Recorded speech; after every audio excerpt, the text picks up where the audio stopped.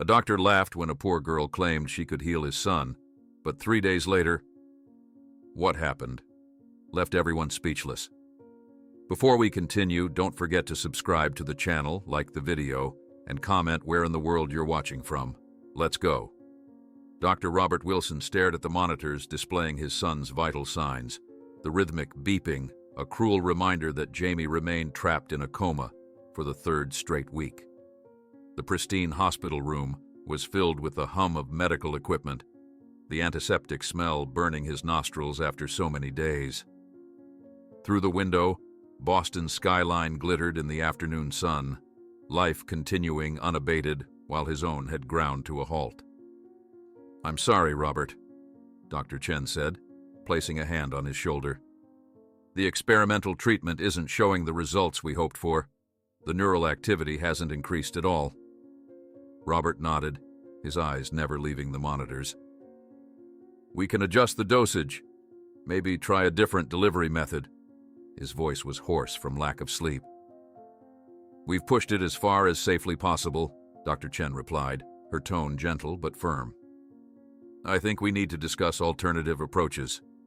Robert finally turned to face her, his bloodshot eyes narrowing. "Alternative approaches?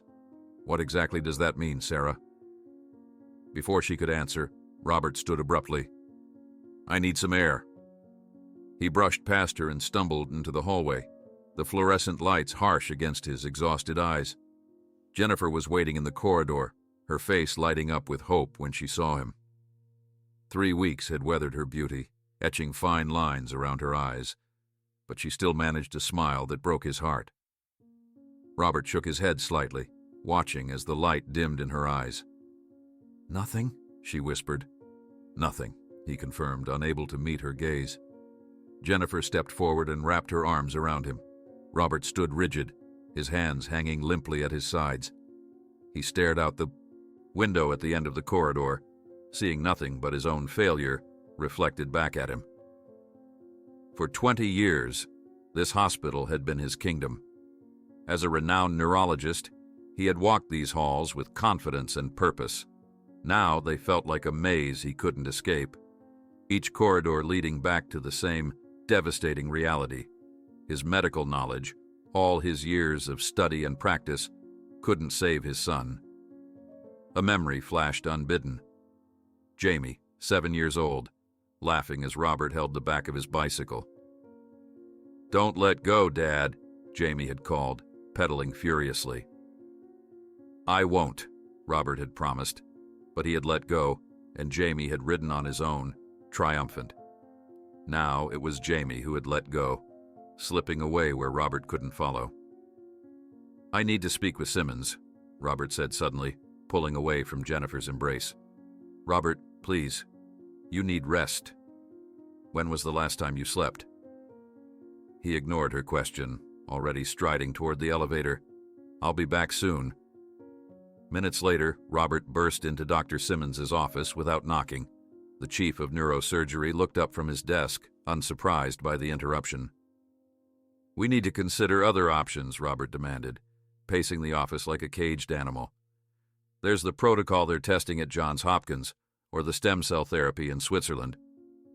"Robert," Dr. Simmons interrupted, removing his glasses. "Please sit down." When Robert remained standing, Simmons sighed. "We've tried every viable protocol. We've brought in specialists from 3 different countries. Jamie's condition? Don't." Robert cut him off, his voice dangerously low. "Don't you dare tell me his condition is unchangeable. This is my son we're talking about, not some case study in a medical journal. I understand your frustration." "No, you don't!" Robert shouted, slamming his hand on the desk. "You don't understand anything about what I'm going through." Through the partially open door, he caught sight of several doctors and nurses pausing in the corridor, their faces a mixture of pity and discomfort. The realization that he was making a scene only fueled his anger. "We will find something," he insisted, his voice cracking. "I won't accept anything else." Jennifer appeared in the doorway, her expression mortified. "Robert," she said softly, placing a hand on his arm, Come on, let's go get some coffee and calm down. He allowed her to lead him from the office, his breath coming in ragged gasps as they walked toward the elevator. The embarrassment of his outburst was already setting in, but he couldn't bring himself to care. What did professional dignity matter when Jamie was lying unresponsive, slipping further away with each passing day? In the cafeteria, Robert stared blankly at his untouched coffee. The harsh overhead lights made the dark circles under his eyes more pronounced. Jennifer sat across from him, her own cup growing cold. "You need to sleep," she said, reaching for his hand. "You're not helping Jamie by driving yourself into the ground." "I can't sleep," he replied. "Every time I close my eyes, I see him on that street with the bike crumpled beside him." His phone buzzed, breaking the tense silence. A text message from Dr. Patel. "Heard about the failed treatment. I know someone at Chicago Memorial researching experimental protocols for coma patients. Want me to reach out?" Robert felt a flicker of hope for the first time in days. "I might have a lead," he told Jennifer, already composing a reply. Later that night, long after Jennifer had gone home to shower and change clothes, Robert sat in the hospital's imaging room, reviewing Jamie's brain scans for the 100th time.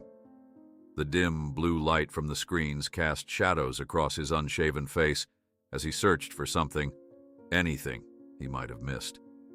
The rhythmic patterns of his son's diminished brain activity blurred before his eyes. Robert's head drooped, exhaustion finally claiming him. He drifted into an uneasy sleep, his cheek pressed against the cool surface of the desk. The soft squeak of wheels roused him. Robert blinked, momentarily disoriented, to find a young Hispanic woman frozen in the doorway, her cleaning cart half inside the room. "I'm sorry, doctor," she said, her accent mild but distinct. "I didn't know anyone was here. I'll come back later." Robert straightened, wiping a hand across his face. "No, it's fine. I was just—" He gestured vaguely at the screens, suddenly aware of how disheveled he must look. The woman hesitated, then pushed her cart fully into the room. As she began emptying the trash bin, she glanced at the brain scans displayed on the monitors. "Is that your son?" she asked softly. Robert stiffened. "How did you know?" "I clean his room sometimes during night shift." She offered a small, sympathetic smile. "I recognize the patient number. I say a prayer for him every time." Under normal circumstances, Robert would have politely acknowledged her comment and returned to his work. But exhaustion had stripped away his usual professional detachment. "Prayers haven't done much good so far," he said bitterly. The woman paused in her cleaning. "Sometimes healing takes different paths than we expect." She hesitated, then added, "My grandmother was a curandera, a healer, in our village in Mexico. She helped many people the doctors couldn't." Robert rubbed his temples, feeling a headache building. "I appreciate your concern, but she knew special herbs and rituals for awakening those lost between worlds," the woman continued, her voice gaining confidence. "For those like your son, whose spirit wanders while the body sleeps." Something in her tone made Robert look up. Her eyes held no judgment, only a quiet certainty that both irritated and intrigued him. "What's your name?" he asked. Elena Vasquez." "Well, Elena, I'm sure your grandmother was a well-meaning woman, but my son needs evidence-based medical treatment, not folk remedies." "Of course, doctor," she said, returning to her cleaning. "I didn't mean to overstep." Robert turned back to the scans, but found himself unable to focus. After a moment, he asked, "These treatments your grandmother used, what exactly did they involve?" Elena looked up, surprise flickering across her face. "Many things. Special teas made from herbs that open the mind's pathways, sounds and songs that call to the spirit, touches that remind the body it is still connected to this world." Robert gave a short, humorless laugh. "And you think this could help my son when the best neurological treatments in the world have failed?" "I don't know," she admitted. "But when modern medicine has no more answers, What is there to lose by looking elsewhere? The question hung in the air between them. Robert stared at her, suddenly angry. Not at her specifically, but at the situation, at his own helplessness, at the implicit suggestion that his life's work might be inadequate. "I should be going," Elena said quietly, sensing his change in mood. "I'm sorry if I upset you." As she turned to leave, Robert called after her, his voice sharper than he intended. "You clean floors for a living? And you think you can cure what the best neurologists in Boston can't?" The words echoed loudly in the small room, harsh enough to make Elena flinch. In the corridor outside, several passing medical staff paused, turning to look at the scene unfolding. "You clean floors and think you can cure what the best neurologists in Boston can't?" Robert shot loud enough for doctors and nurses in the hallway to interrupt their conversations and turn to observe the humiliating scene unfolding. Elena shrank against the corridor wall, her eyes downcast as medical personnel stared at the unfolding scene. Some doctors snickered behind their charts while others looked away in embarrassment. Robert's words hung in the air, sharp and cutting, the kind that leave invisible wounds. "I'm sorry," Elena whispered, her hands gripping the handle of her cleaning cart so tightly her knuckles turned white. "I only wanted to help." A security guard approached, his face a practiced mask of professional detachment. "Ma'am, I think you should move along now," he said, not unkindly but with clear authority. Elena nodded once, blinking back tears as she pushed her cart down the hallway, the squeaking wheels marking her retreat like a countdown of shame. Robert stood in the doorway, suddenly aware of the eyes on him. The adrenaline of his outburst was already fading, leaving him hollow. He straightened his wrinkled lab coat and ran a hand through his disheveled hair, attempting to reclaim some semblance of the respected neurologist he'd been 3 weeks ago. Back in Jamie's room, Robert adjusted the cardiac monitor unnecessarily, his movements mechanical.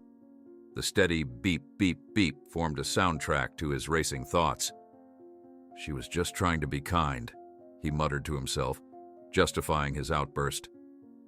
"But this isn't about kindness. This is about science, about proven methods." He looked at his son's still face, the bruising around his eyes finally fading to a sickly yellow. "I can't waste time on folk remedies and superstition. Not when every minute counts." His phone buzzed in his pocket. Robert pulled it out to find a text from Dr. Simmons. "Meet me at my office in 10. Good news." Heart suddenly racing, Robert leaned over and squeezed Jamie's hand. "Hang on, buddy. We might have something." When Robert arrived at Dr. Simmons's office, the older man was hanging up his phone with a satisfied expression. "I called in a very significant favor," Simmons said without preamble. "Dr. David Kang from Northwestern has agreed to review Jamie's case." Robert's breath caught. "Kang? The one who developed the neural stimulation protocol for minimally conscious states?" "The very same." Simmons nodded, satisfaction evident in his expression. "He owes me from way back, residence days. He'll be here tomorrow morning to evaluate Jamie personally." For the first time in weeks, Robert felt a surge of genuine hope. He gripped the edge of Simmons's desk to steady himself. Thank you, Arthur. Truly." Simmons's expression softened. "We don't give up on our own, Robert, but I need you to pull yourself together. No more scenes in the corridors, understood? Kang is doing us a personal favor, and he doesn't suffer fools." "Understood. I'll be at my professional best."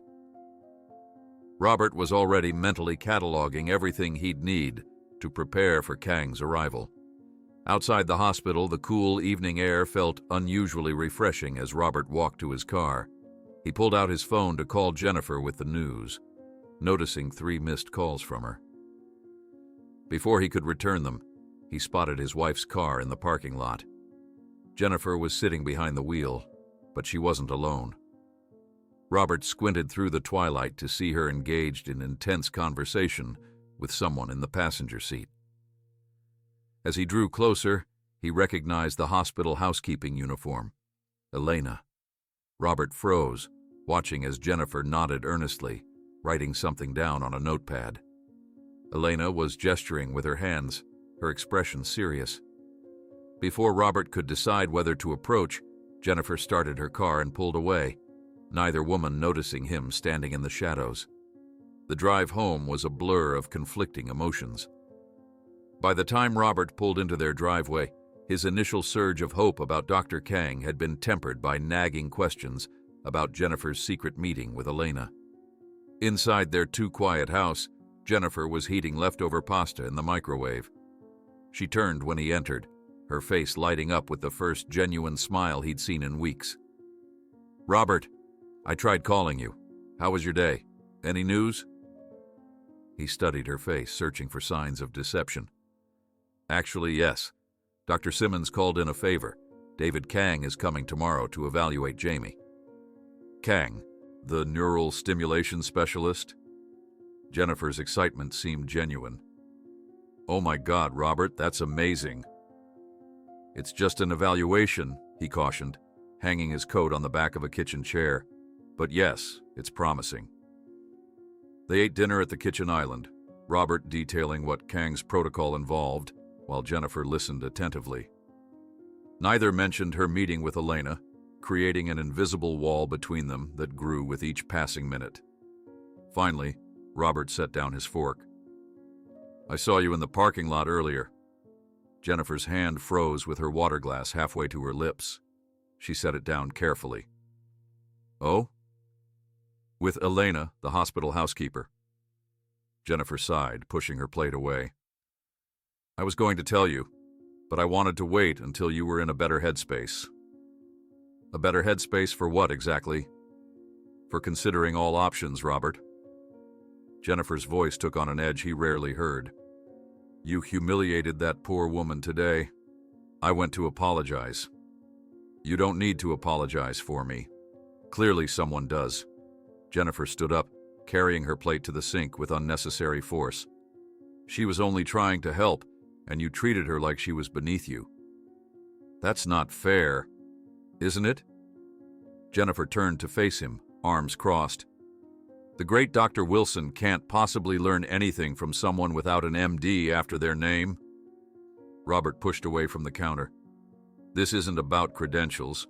It's about not giving false hope with unproven methods when actual science might save our son."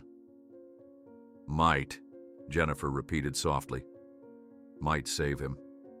After 3 weeks of might and perhaps and will try, I'm ready to consider anything that could bring our son back, including superstitious nonsense from a cleaning lady."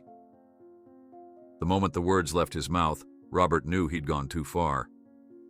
Jennifer's face hardened in a way he'd never seen before. "She has a name," Jennifer said coldly, "and she has knowledge we don't. Knowledge that might, there's that word again, help Jamie when nothing else has." Robert ran a hand through his hair in frustration. "So that's why you were getting her phone number? You're planning to what? Hire her to perform some ritual over our son?" Jennifer didn't answer immediately, which was answer enough. "Jennifer, you can't be serious. We have David Kang coming tomorrow, one of the leading experts in the country. And if he fails like all the others?" Her voice was quiet but firm.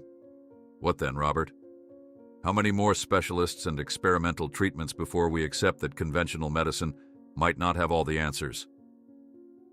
They stared at each other across the kitchen, the gulf between them suddenly vast. The following morning, Dr. Kang arrived precisely at 8 a.m., a compact man with intense eyes and a reputation for brilliance that preceded him like a force field. Robert had been at the hospital since dawn, ensuring Jamie's room was prepared and all his records meticulously organized. Jennifer arrived shortly before Kang, her demeanor professional but distant. They maintained a united front as Dr. Kang examined Jamie thoroughly, asking pointed questions about the accident and subsequent treatments. "The damage is significant," Kang confirmed after reviewing the latest scans. "But there are patterns here that interest me. I'd like to try a modified version of my protocol, adjusted for Jamie's specific injury pattern. Robert felt lightheaded with relief. When can we start? I'll need to make some preparations, run some calculations based on these readings. Kang was already typing notes into his tablet. We could potentially begin tomorrow morning. Jennifer squeezed Robert's hand, the first physical contact they'd shared since their argument. For a moment, it seemed the divide between them might be bridged by this new hope. That moment shattered when a nurse burst into the room, her face tense with urgency. Dr. Wilson, Jamie's vitals are fluctuating. BP's dropping, heart rates becoming erratic. The three doctors rushed to Jamie's bedside. The monitors that had shown steady, if depressed, functions for weeks were now displaying alarming patterns. What changed? Kang demanded, checking Jamie's pupils. Was he given any new medications?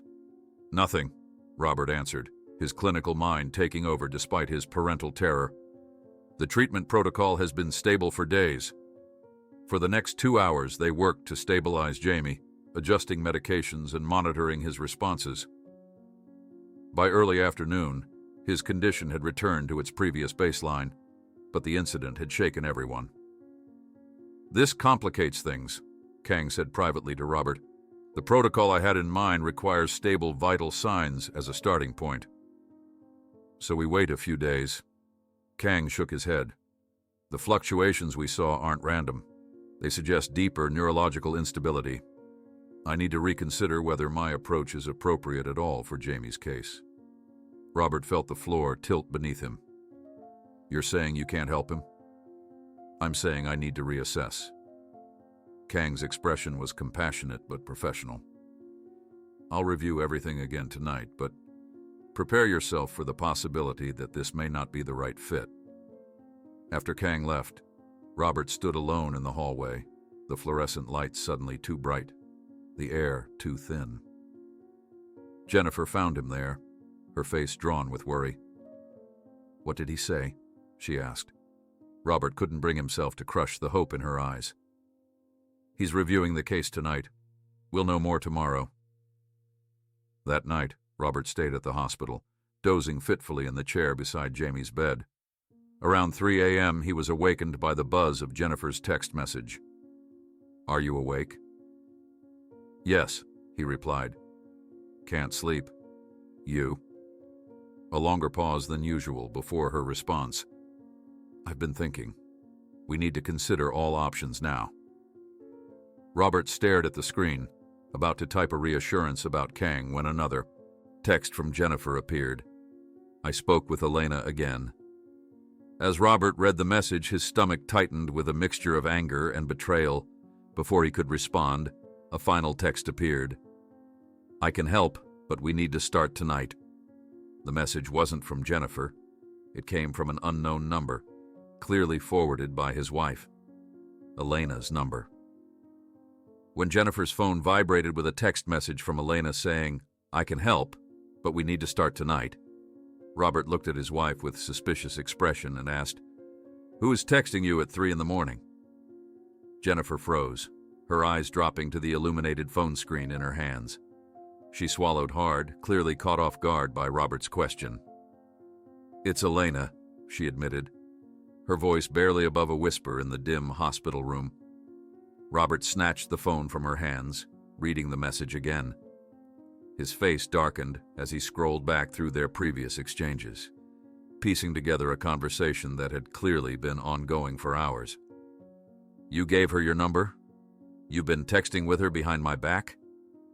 Each question came out sharper than the last.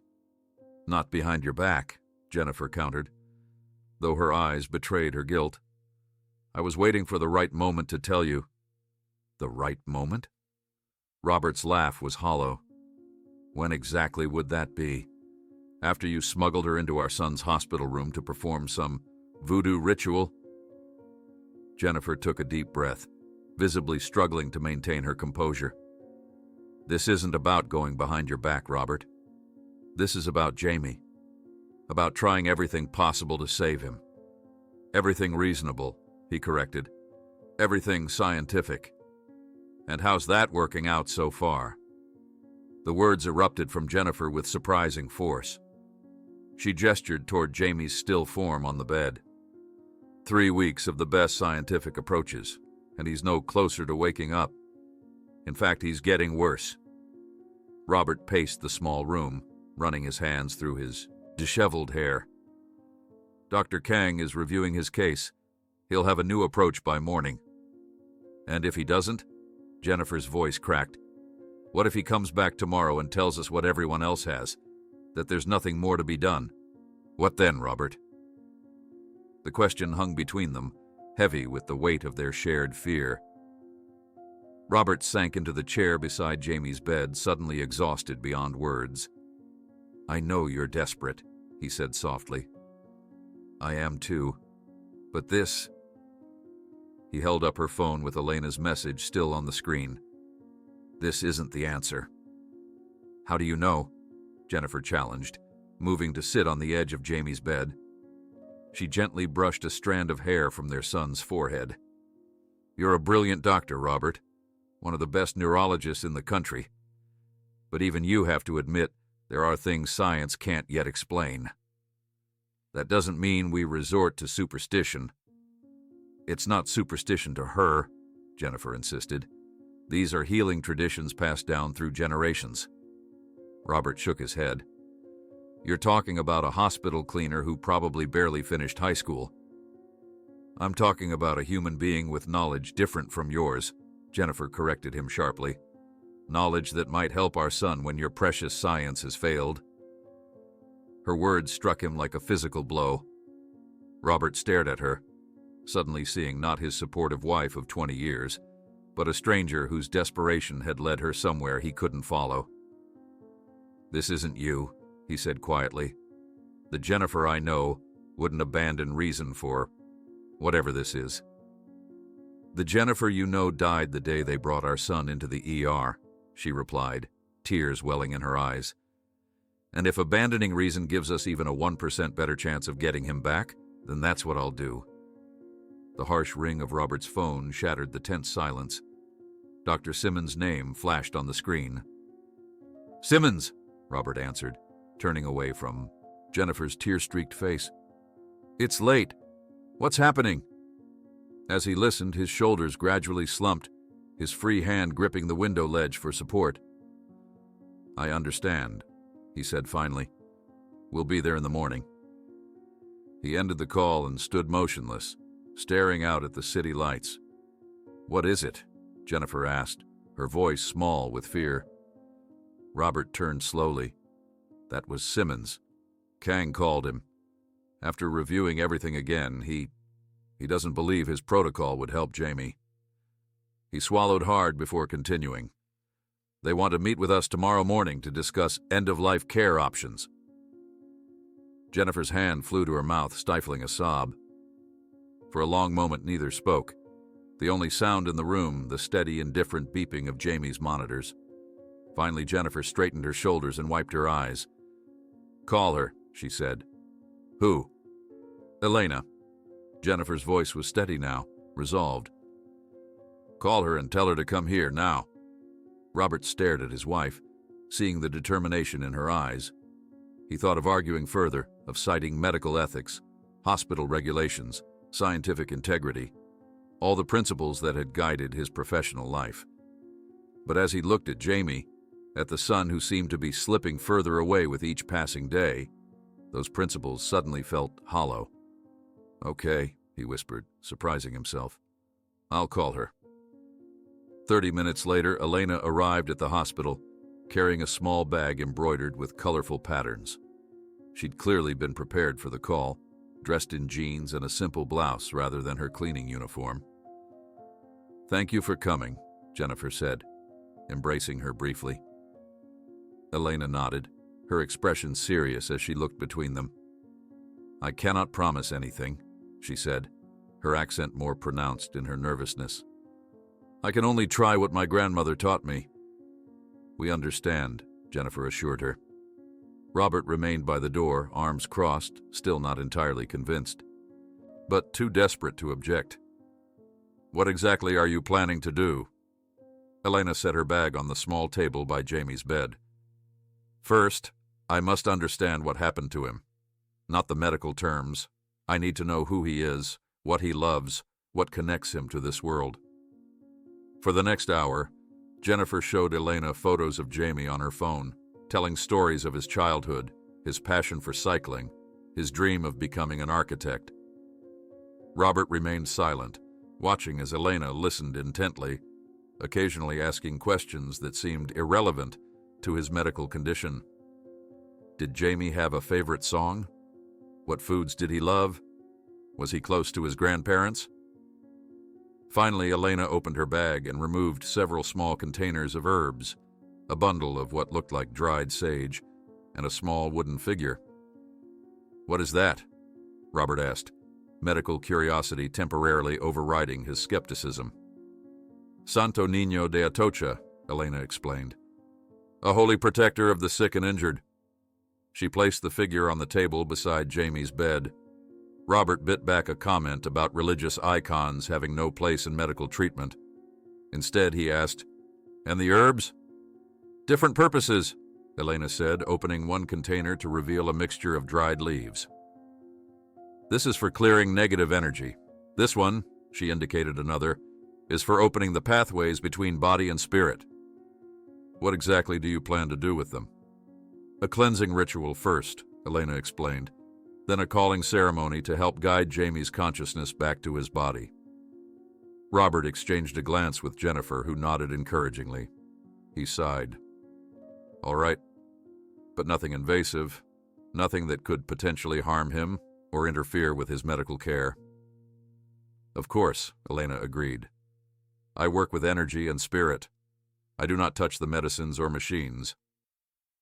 For the next 30 minutes, Robert watched as Elena prepared for what she called the first ritual. She sprinkled herbs into a small bowl, lit them with a match, and used a feather to waft the smoke around Jamie's bed while chanting softly in Spanish.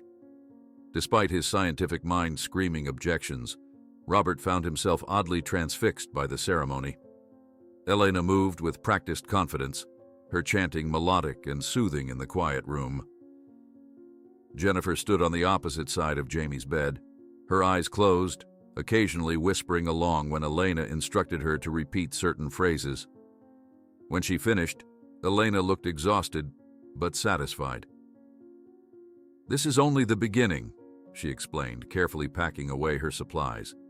"The pathway is now open, but Jamie's spirit has been wandering for many days. It will take time to call him back fully." "Time we don't have," Robert said, glancing at his watch. "The doctors are meeting with us in the morning to discuss end-of-life care." Elena's eyes widened. "Then I must return tomorrow night to continue." The following morning, the meeting with Dr. Simmons and the neurology team was everything Robert had feared. Seated around a conference table, surrounded by brain scans and charts that mapped his son's deterioration, he listened as his colleagues gently but firmly suggested it was time to consider quality of life and prepare for difficult decisions. "The latest EEG shows diminishing activity in the frontal and parietal lobes," Dr. Patel explained, pointing to areas on the scan.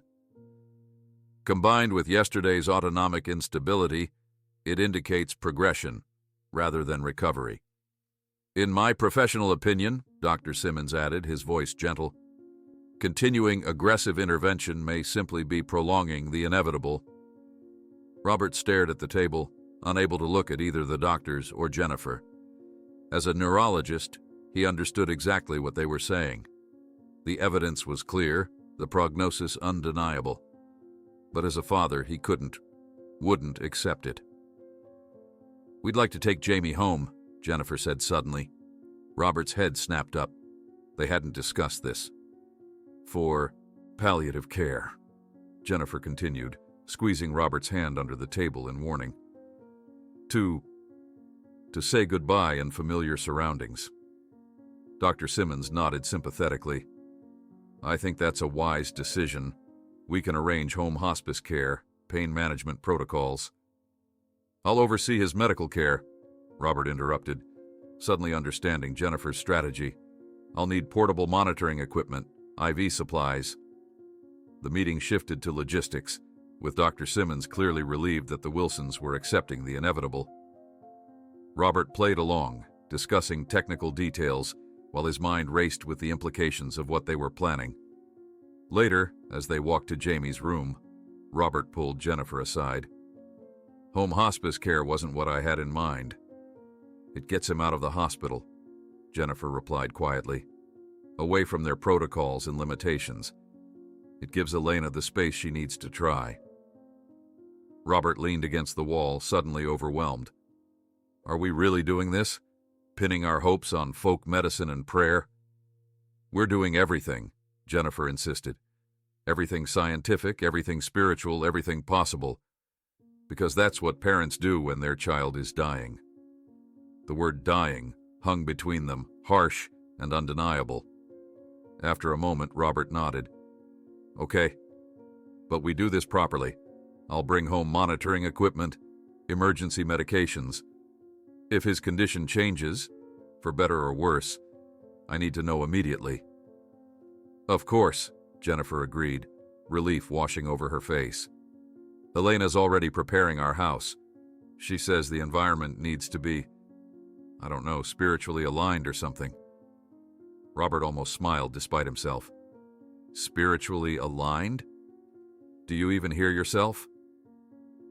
"I know how it sounds," Jennifer admitted. "But Robert, what if it works? What if there's even a chance?" Looking into his wife's eyes, seeing the desperate hope there, Robert couldn't bring himself to crush it with rational arguments. Instead, he pulled her into a tight embrace. "Then let's bring our son home," he whispered. The next 24 hours passed in a blur of activity. Robert arranged for Jamie's transfer, collecting equipment and medications from colleagues who were only too willing to help, believing they were supporting a family's wish for a peaceful end. Jennifer prepared their home with Elena's guidance, converting Robert's study into a makeshift medical room. As the ambulance pulled up to their suburban home, neighbors watched from their yards, some holding casseroles or flowers, the traditional offerings for families in crisis. Robert supervised the paramedics as they carefully transferred Jamie to the hospital bed, now positioned in the center of the study. Once the paramedics left and the nurses completed their initial assessment, Robert checked and rechecked every piece of equipment. Jennifer arranged photos of Jamie throughout the room, playing baseball, graduating middle school, laughing with friends. As Elena had suggested, to remind his spirit of his connections to this world. When the last medical professional departed with promises to return the next morning, Robert locked the front door and drew the curtains. He turned to find Elena arranging small bowls of herbs and crystals around Jamie's bed, transforming the clinical space into something that looked more like a ceremonial chamber. With Jamie finally installed at home and the door closed behind the last paramedic, Robert locked all entrances, drew the curtains shut, and turned to Elena with determination in his eyes. "Now, show me exactly everything you know, without interruptions, without judgments. Just teach me how to bring my son back." Robert stared intently at the monitor displaying Jamie's brain activity, unable to look away from the small but undeniable spike that had occurred during Elena's chanting. The pattern was subtle. Most physicians would dismiss it as random neural firing, but to a father, desperate for any sign of his son's return, it might as well have been a lightning bolt across the screen. "Can you do that part again?" he asked, pointing to the herbs Elena had just waved over Jamie's chest. "The exact same movement." Elena nodded, repeating the circular motion with the bundle of dried leaves. "This is sage and rosemary mixed with mint," she explained softly. "My grandmother taught that it helps clear the pathways between body and spirit." Jennifer stood on the opposite side of Jamie's bed, silent tears streaming down her face as she clutched their son's limp hand. "He's still here," she whispered. "I can feel him." Robert wanted desperately to believe that, but his scientific training demanded evidence. Yet the monitor had shown something during that specific moment in the ritual. Coincidence? Possibly. But after weeks of absolutely no response to cutting-edge medical treatments, even a coincidence demanded investigation. Elena finished the circular motion and moved to Jamie's forehead, where she gently placed her thumb between his eyebrows. "This point connects to the mind's eye," she explained. "In my village, we believe it is the doorway through which the spirit enters and leaves the body." "The pineal gland," Robert murmured, surprised. "There are studies suggesting it produces DMT during near-death experiences. Some researchers theorize it might act as a neurological gateway to altered states of consciousness." Elena smiled faintly. "Different words for the same truth, Dr. Wilson." "I'll need to document all of this," Robert said, reaching for his medical journal. "Every herb, every movement, every chant, and correlate it with any changes in Jamie's readings." "You still think this is just science?" Elena observed without judgment. "Everything is science," Robert replied. "We just don't understand all of it yet." Elena completed her ritual an hour later, carefully explaining that she would need to return for the next 3 nights to continue the process. "The first calling opens the way," she said, "but Jamie's spirit has wandered far. It takes time to find the path home." Robert expected to feel resistance to this explanation. It contradicted everything he'd been taught about neurological function. But instead, he found himself nodding. "What do we do until tomorrow?" "Talk to him," Elena advised. "Share memories. Play his favorite music. The more connections you reestablish, the stronger the pull back to this world." She packed her supplies into her colorful bag. "And sleep. Both of you need rest. The ritual requires energy from everyone involved." After Elena left, Robert checked Jamie's vital signs one more time, making meticulous notes in his journal. The differences were minimal, but they existed. Slightly improved oxygen saturation, marginally more stable heart rhythm. Nothing a conventional doctor would call significant, but after weeks of decline, even stability felt like victory. The following morning, Robert awoke to a firm knock at the front door. He'd fallen asleep in the armchair beside Jamie's bed, his medical journal still open on his lap. Jennifer was curled up on the small daybed in the corner of the room. Dr. Simmons stood on their doorstep, his expression a mixture of professional concern and personal sympathy. "I thought I'd check in before my hospital shift starts," he explained, stepping inside. "How was the first night?" "Uneventful," Robert replied cautiously as they walked toward the study. "He's stable." Dr. Simmons nodded, clearly having expected nothing more. As they entered the room, he frowned slightly at the arrangement of photos around Jamie's bed and the lingering scent of herbs. "Have you been burning something in here?" "Jennifer brought some aromatherapy candles," Robert lied smoothly. "For comfort." Dr. Simmons examined Jamie thoroughly, checking his pupils, reflexes, and the latest readings from the monitoring equipment. "No significant changes," he concluded, though his tone suggested this was exactly what he'd anticipated. "The home health nurse will be by this afternoon. You're still planning to continue IV nutrition?" "For now," Robert confirmed. We're not ready for that decision yet." Dr. Simmons squeezed his shoulder. "I understand. There's no rush." His expression said otherwise, that prolonging the inevitable only extended their suffering, but he was kind enough not to voice it. After Simmons left, Jennifer prepared breakfast while Robert reviewed his notes from the previous night. He was mapping each element of Elena's ritual against Jamie's vital signs, searching for patterns that his colleagues would dismiss as wishful thinking. "What if it works, Robert?" Jennifer asked, bringing him coffee. "What if Elena brings him back?" Robert looked up from his notes. "Then everything I thought I knew about neurological recovery will need reevaluation." He ran a hand through his disheveled hair.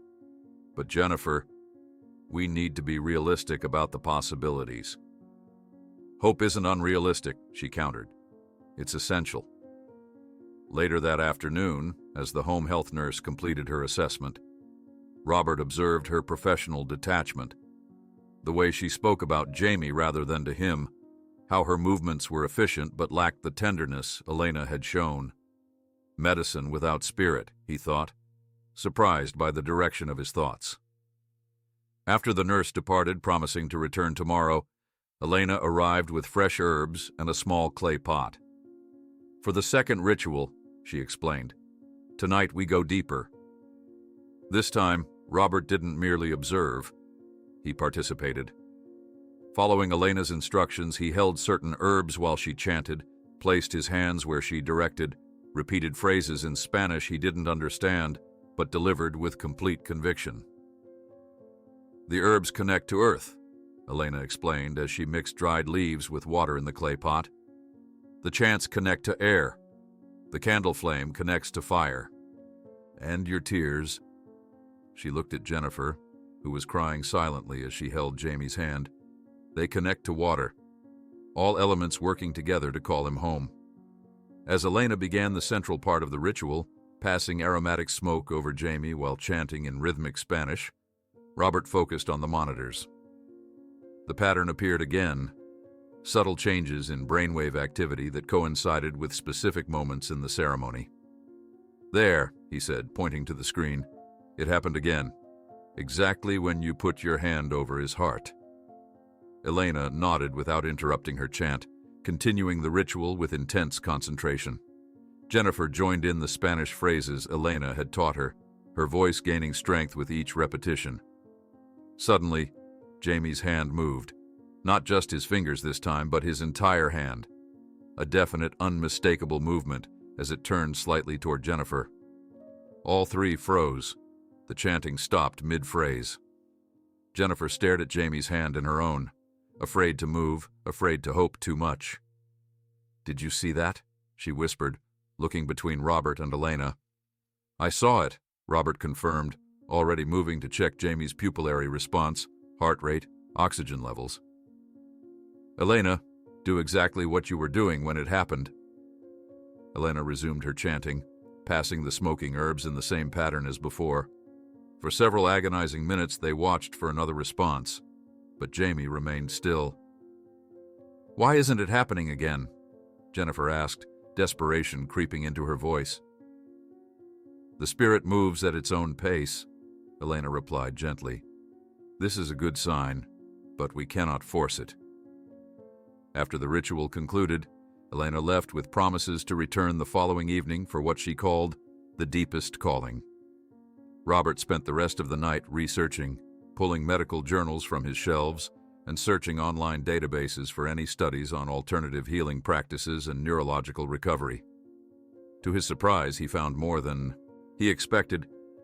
Research from respected institutions on meditation's effects on neural pathways, studies on music therapy's impact on coma patients, investigations into traditional healing practices from various cultures.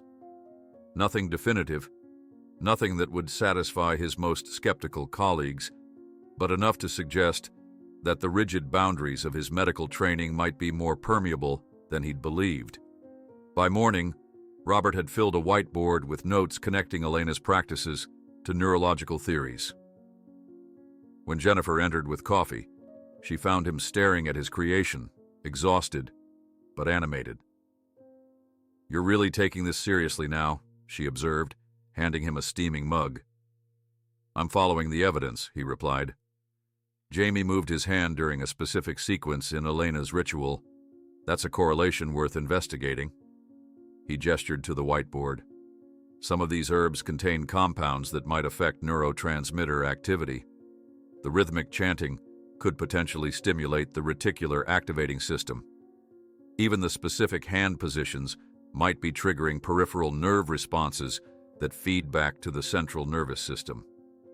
Jennifer smiled, for what felt like the first time in weeks. "You're trying to explain magic with science." "I'm trying to understand what might be working and why," he corrected, though without his usual defensiveness. If Elena's methods are having an effect, there must be a mechanism behind it, even if it's one current medicine doesn't fully comprehend. That evening, Robert called a neuroscientist colleague, Dr. Patel, whose research focused on consciousness and neural correlates. Without revealing the specifics of what they were doing, he posed hypothetical questions about non-traditional approaches to coma recovery. "There are phenomena we can't fully explain with our current understanding," Patel admitted.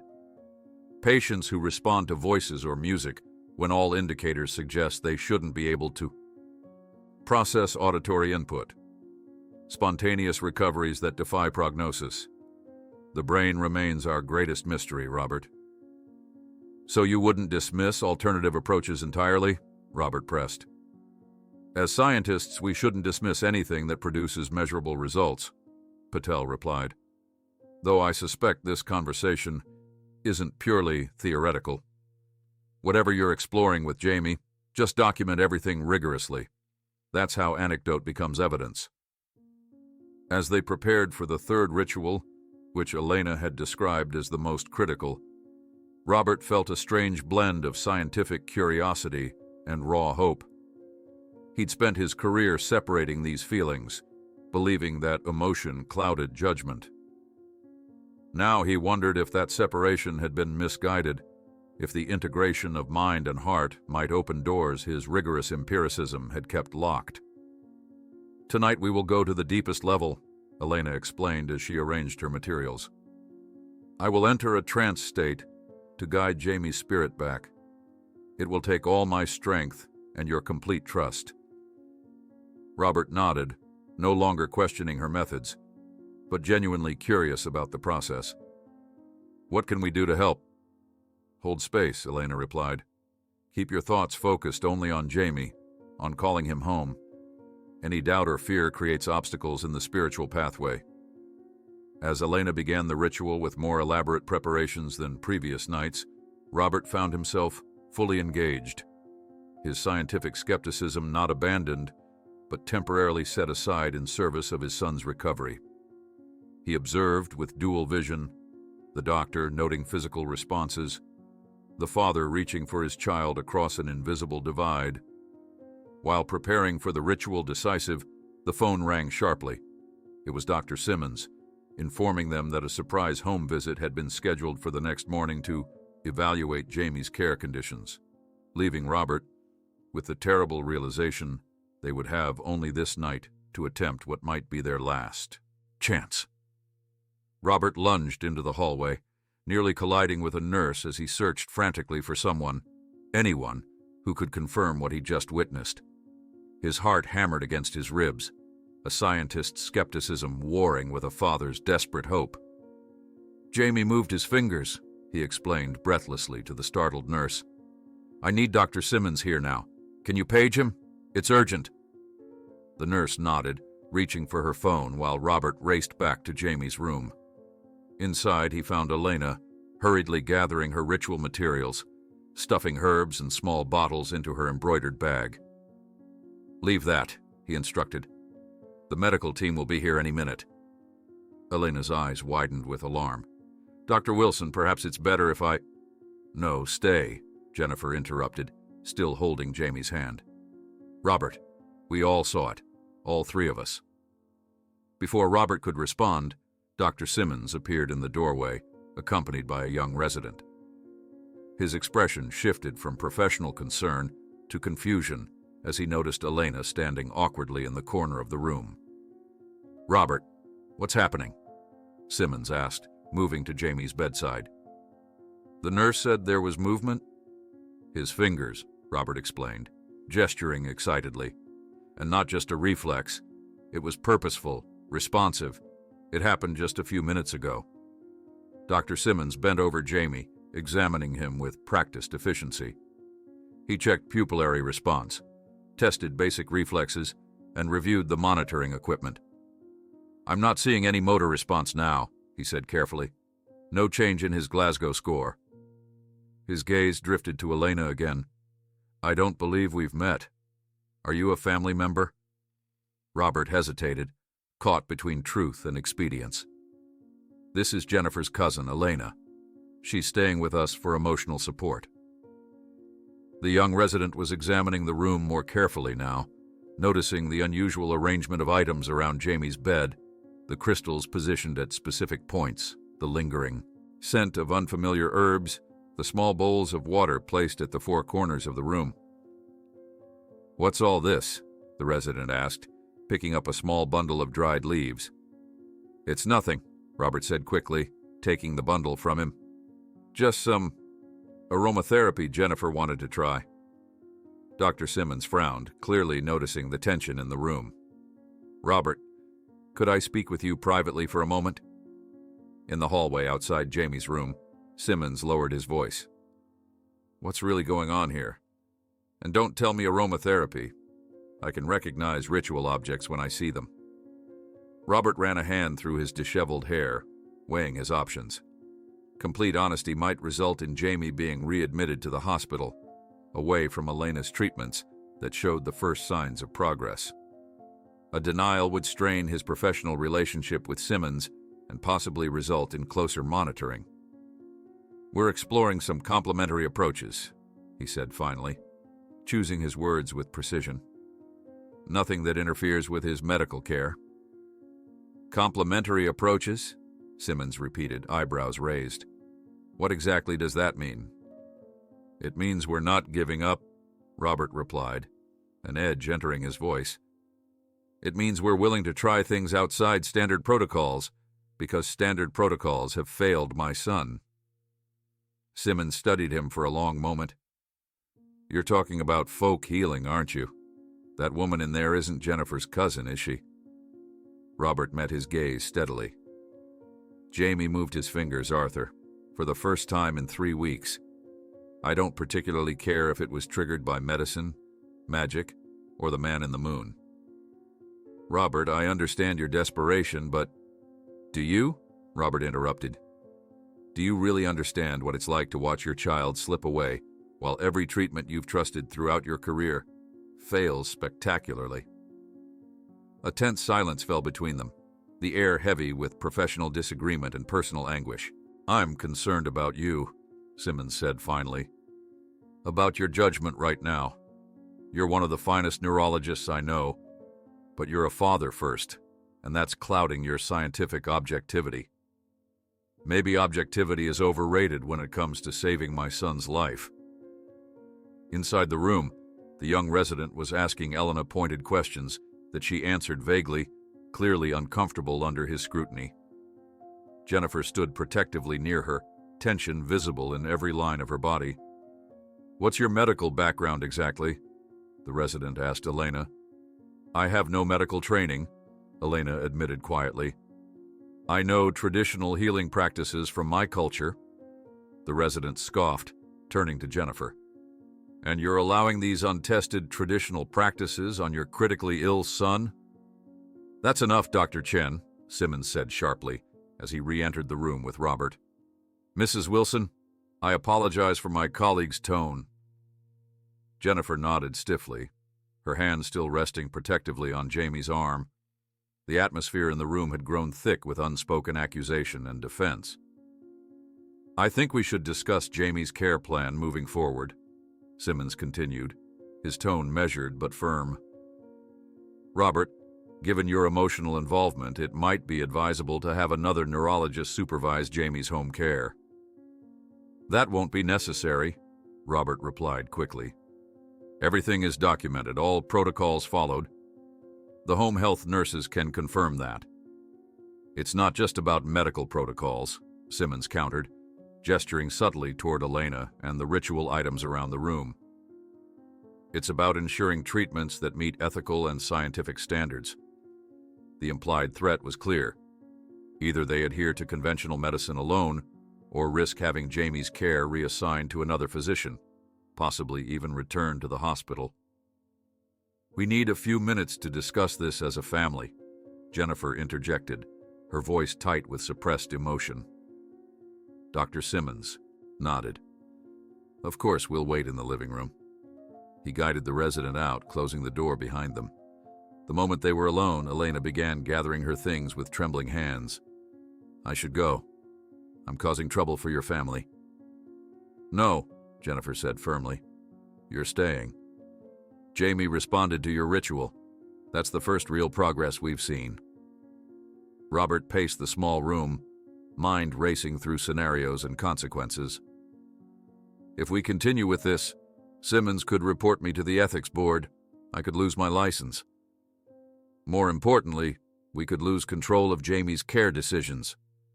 If we stop, we could lose Jamie, Jennifer countered, tears welling in her eyes. You saw him respond, Robert. You saw it. Elena stood silently, her embroidered bag clutched to her chest, watching the parents debate their son's fate. Perhaps, she began hesitantly, perhaps there is a middle path. In my village, the curandera often worked alongside the doctor. Different methods, same goal. Robert stopped pacing, a new idea forming. We continue the medical protocols exactly as prescribed, he said slowly. Document everything meticulously. Give Simmons no cause for concern on that front.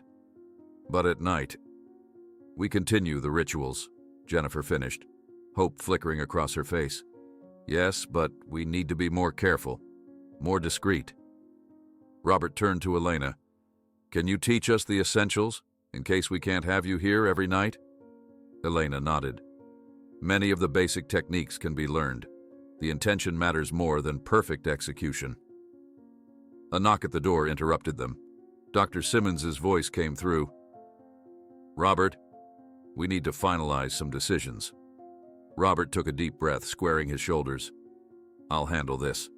Trust me. The conversation with Simmons stretched for nearly an hour. Robert employed every ounce of his professional credibility and persuasive skill to maintain control of Jamie's care.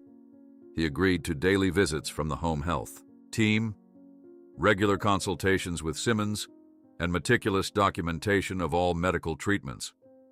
What he didn't mention was their plan to continue Elena's rituals in the hours between these official visits.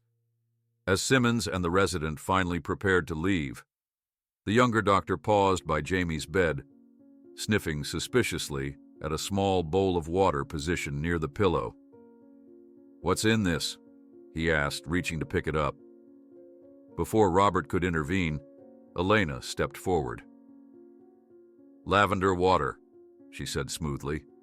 For the skin, to prevent dryness and bed sores. My mother was a nurse's aide. Dr. Chen didn't look convinced, but Simmons was already at the door, clearly eager to conclude the uncomfortable visit. We'll be back tomorrow to check on Jamie's condition, he said, his tone conveying both professional concern and personal warning. After they left, the three exhaled in collective relief. Robert immediately began making adjustments to their approach, moving the more obvious ritual items to a cabinet where they could be quickly stored if unexpected visitors arrived. We need to be strategic, he explained. Continue the medical care impeccably during the day and perform Elena's rituals at night. Document everything, both conventional and unconventional approaches. You believe it's working now, don't you? Jennifer asked quietly. Robert paused in his preparations. I believe something happened that medical science can't readily explain. And as a scientist, that makes me curious. As a father, his voice caught. As a father, it gives me hope. They spent the remainder of the day preparing for that evening's ritual, which Elena described as potentially the most powerful yet. Robert, now fully committed to their dual approach, helped arrange the elements according to Elena's specifications, asking questions about each component and noting her answers in his journal. When night fell, they began the ceremony with renewed intensity. Elena had explained that the finger movement they'd witnessed represented Jamie's spirit reaching back across the divide, a crucial sign that recovery was possible. Tonight we must create a stronger bridge, she explained, mixing herbs with careful precision. Tonight, we may be able to bring him fully back. The ritual proceeded with a sense of heightened purpose. Jennifer and Robert followed Elena's instructions exactly, joining their voices with hers in the unfamiliar chants, holding sacred space around Jamie's bed as she worked. As the ceremony reached its climax, Jamie's eyelids began to flutter. Robert held his breath, watching in stunned amazement as his son's eyes opened briefly, unfocused but undeniably conscious, before closing again. "Did you see that?" Jennifer gasped, gripping Robert's arm. "I saw it," he confirmed, already moving to check Jamie's vital signs. The monitors showed increased brain activity, improved heart rate, stronger oxygen saturation, all the medical evidence his scientific mind required. Robert was halfway to the phone to call Dr. Simmons with the news when a sudden realization stopped him. If they reported this breakthrough, the hospital would demand to know exactly what had happened. Their unorthodox methods would be exposed, possibly stopped. Jamie, showing the first real signs of recovery, might be separated from the very treatment that was helping him. With Jamie finally installed at home and the door closed behind the last paramedic, Robert locked all entrances, drew the curtains shut, and turned to Elena with determination in his eyes. "Now show me exactly everything you know, without interruptions, without judgments. Just teach me how to bring my son back." Robert transformed his home office into a command center, taping Jamie's brain scans on the walls next to hastily drawn diagrams of Elena's ritual patterns. Medical textbooks lay open on his desk, alongside printouts of obscure research papers on consciousness and traditional healing practices. His meticulous doctor's handwriting filled notebook pages with observations, theories, and correlations between Elena's methods and neurological responses. "This area here," he said, pointing to a specific section of the most recent scan, showed increased activity during the chanting sequence with the sage bundle. Elena nodded as she arranged a small altar in the corner of Jamie's room. She placed a clay bowl at the center, surrounded by 4 candles representing the cardinal directions.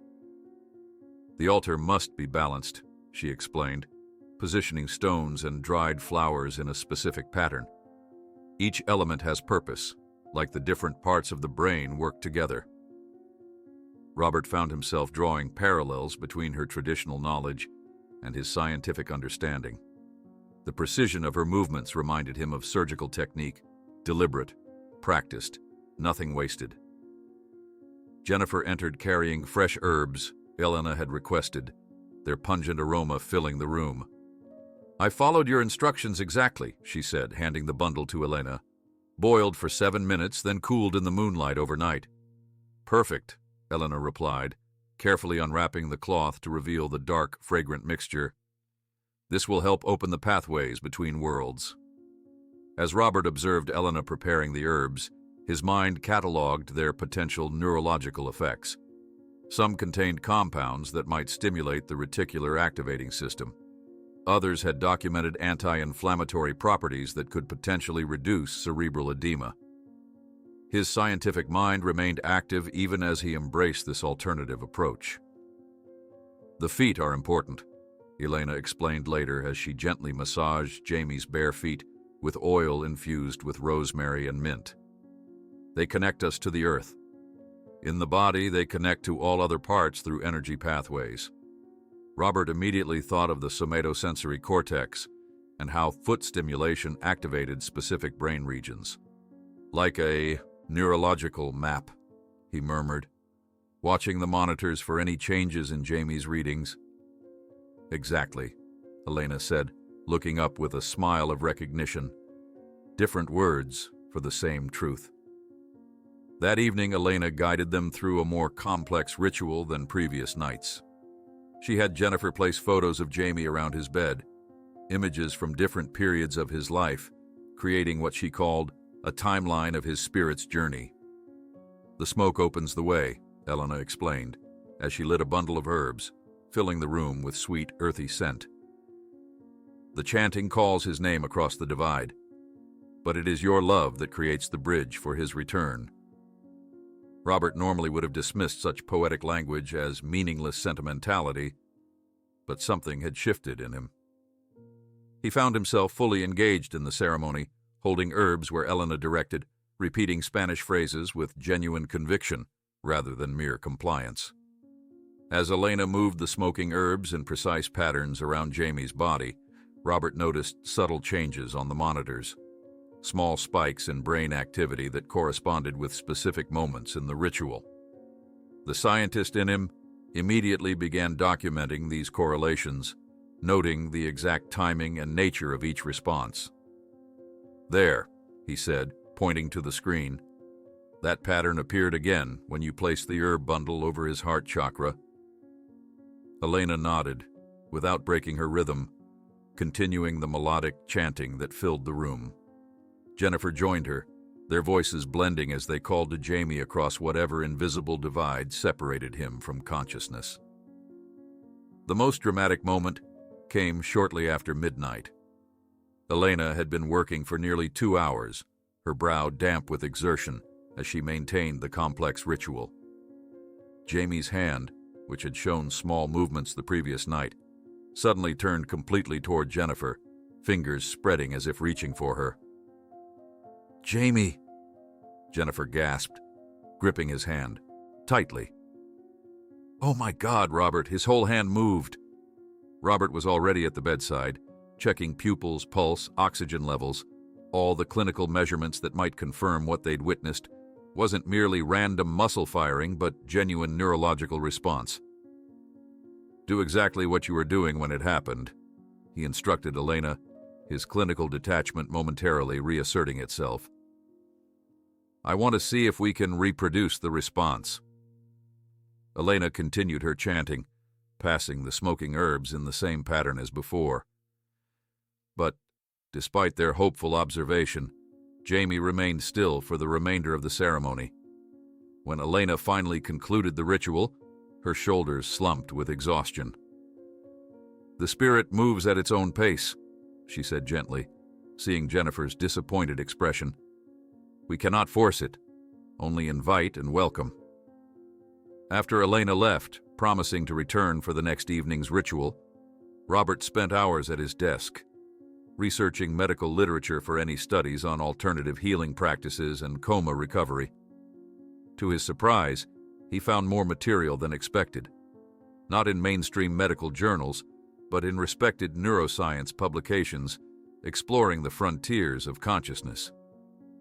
Papers from universities in Germany, Japan, and California discussed various non-pharmacological approaches to neurostimulation. One study documented unexpected responses to music therapy in patients with disorders of consciousness. Another examined the effects of familiar voices and emotionally resonant stories on comatose brain activity.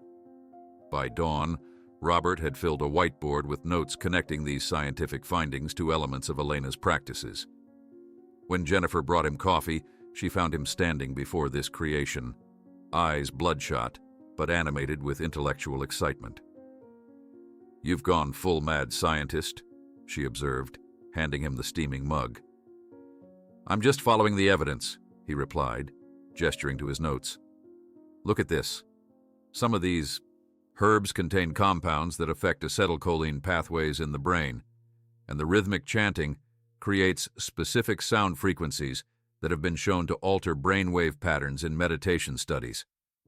Jennifer studied the complex diagram, a small smile forming. "You're finding the science in her magic. I'm identifying potential mechanisms of action," he corrected, though without his usual defensiveness. "If these practices are having an effect, and I believe they are, there must be underlying neurophysiological processes involved." "Does it matter how it works if it brings our son back?" Jennifer asked softly. Robert considered this question more seriously than he would have days ago. "As a doctor, yes. Understanding the mechanism might help other patients. But as Jamie's father—" He paused, emotion briefly overtaking scientific curiosity. "As his father, I just want him back, however it happens." The day passed in preparation for what Elena had described as the most significant ritual yet. Robert checked and rechecked Jamie's vital signs, noting with cautious optimism that several measurements showed small but consistent improvements since they'd begun the treatments. In the afternoon, he made a carefully considered phone call to Dr. Patel, a neuroscientist colleague whose research focused on consciousness. "Theoretically speaking," Robert began, choosing his words with precision.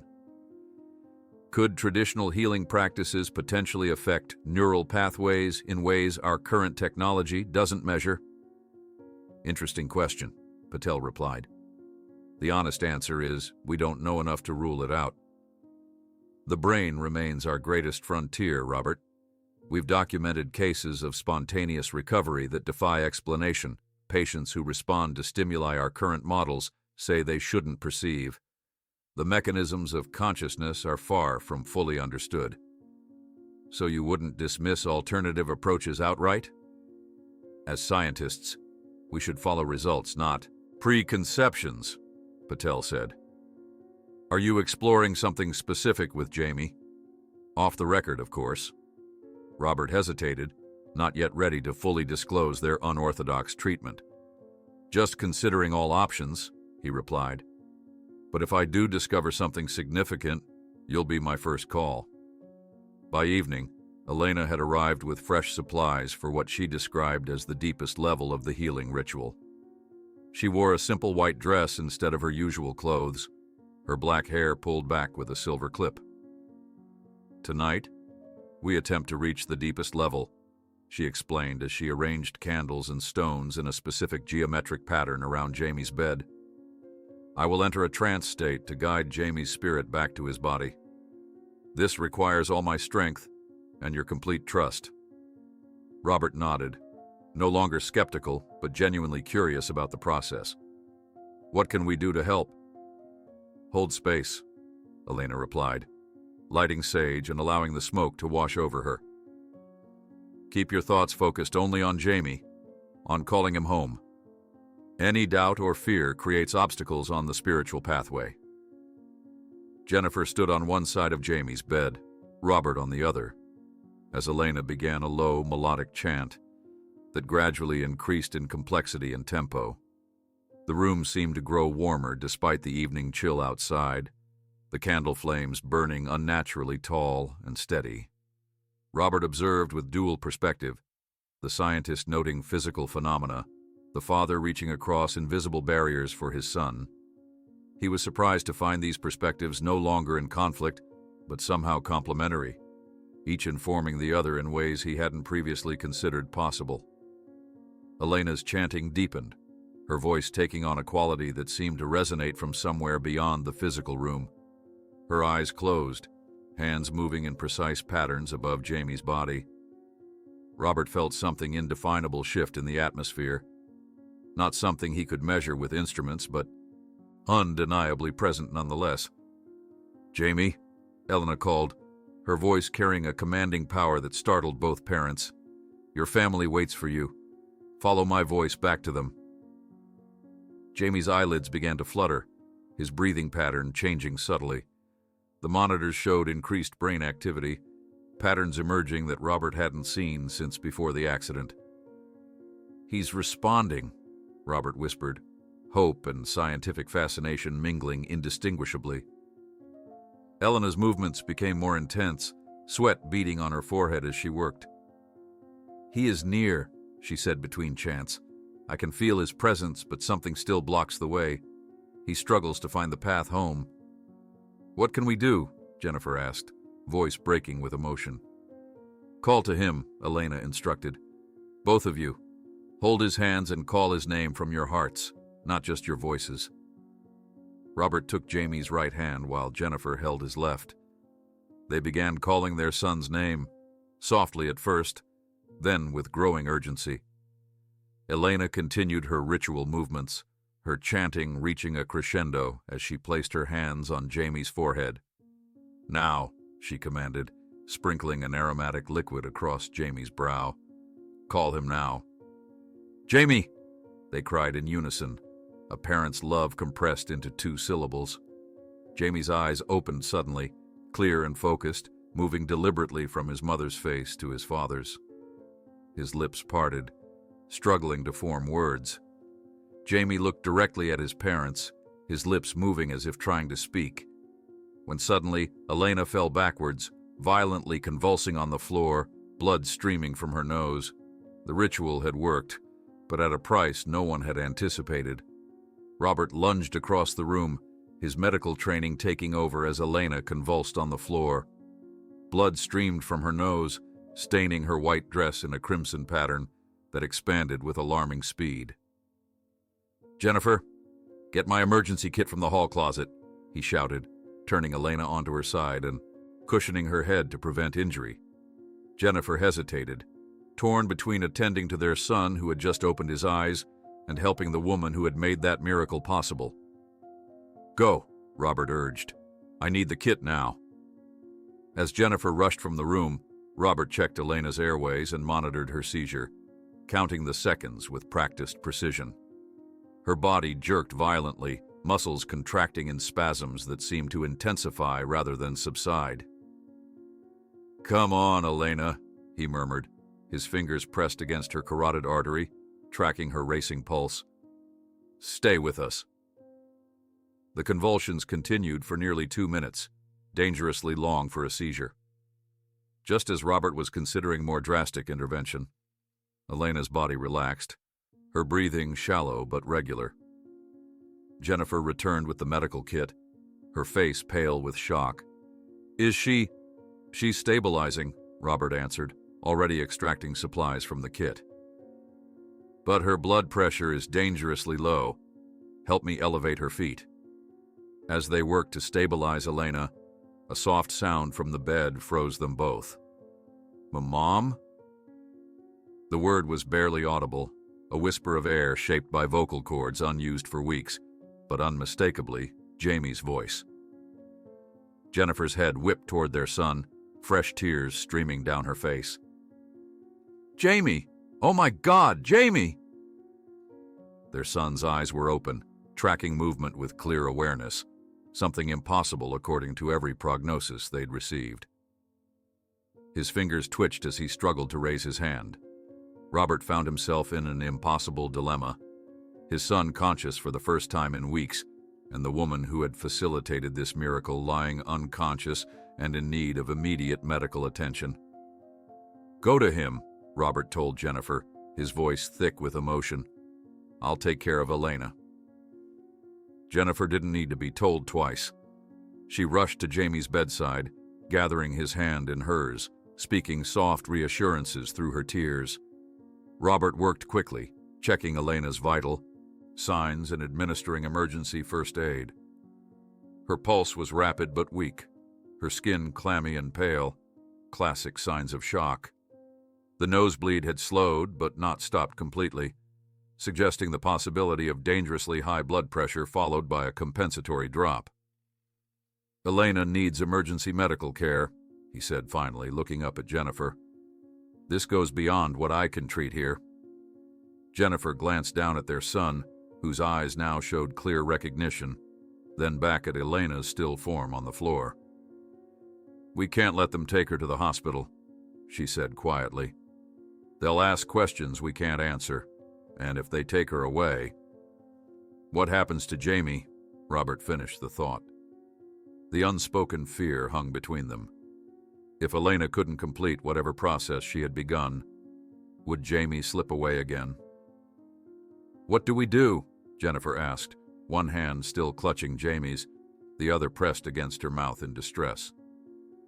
Robert analyzed the situation with the clinical precision that had defined his medical career.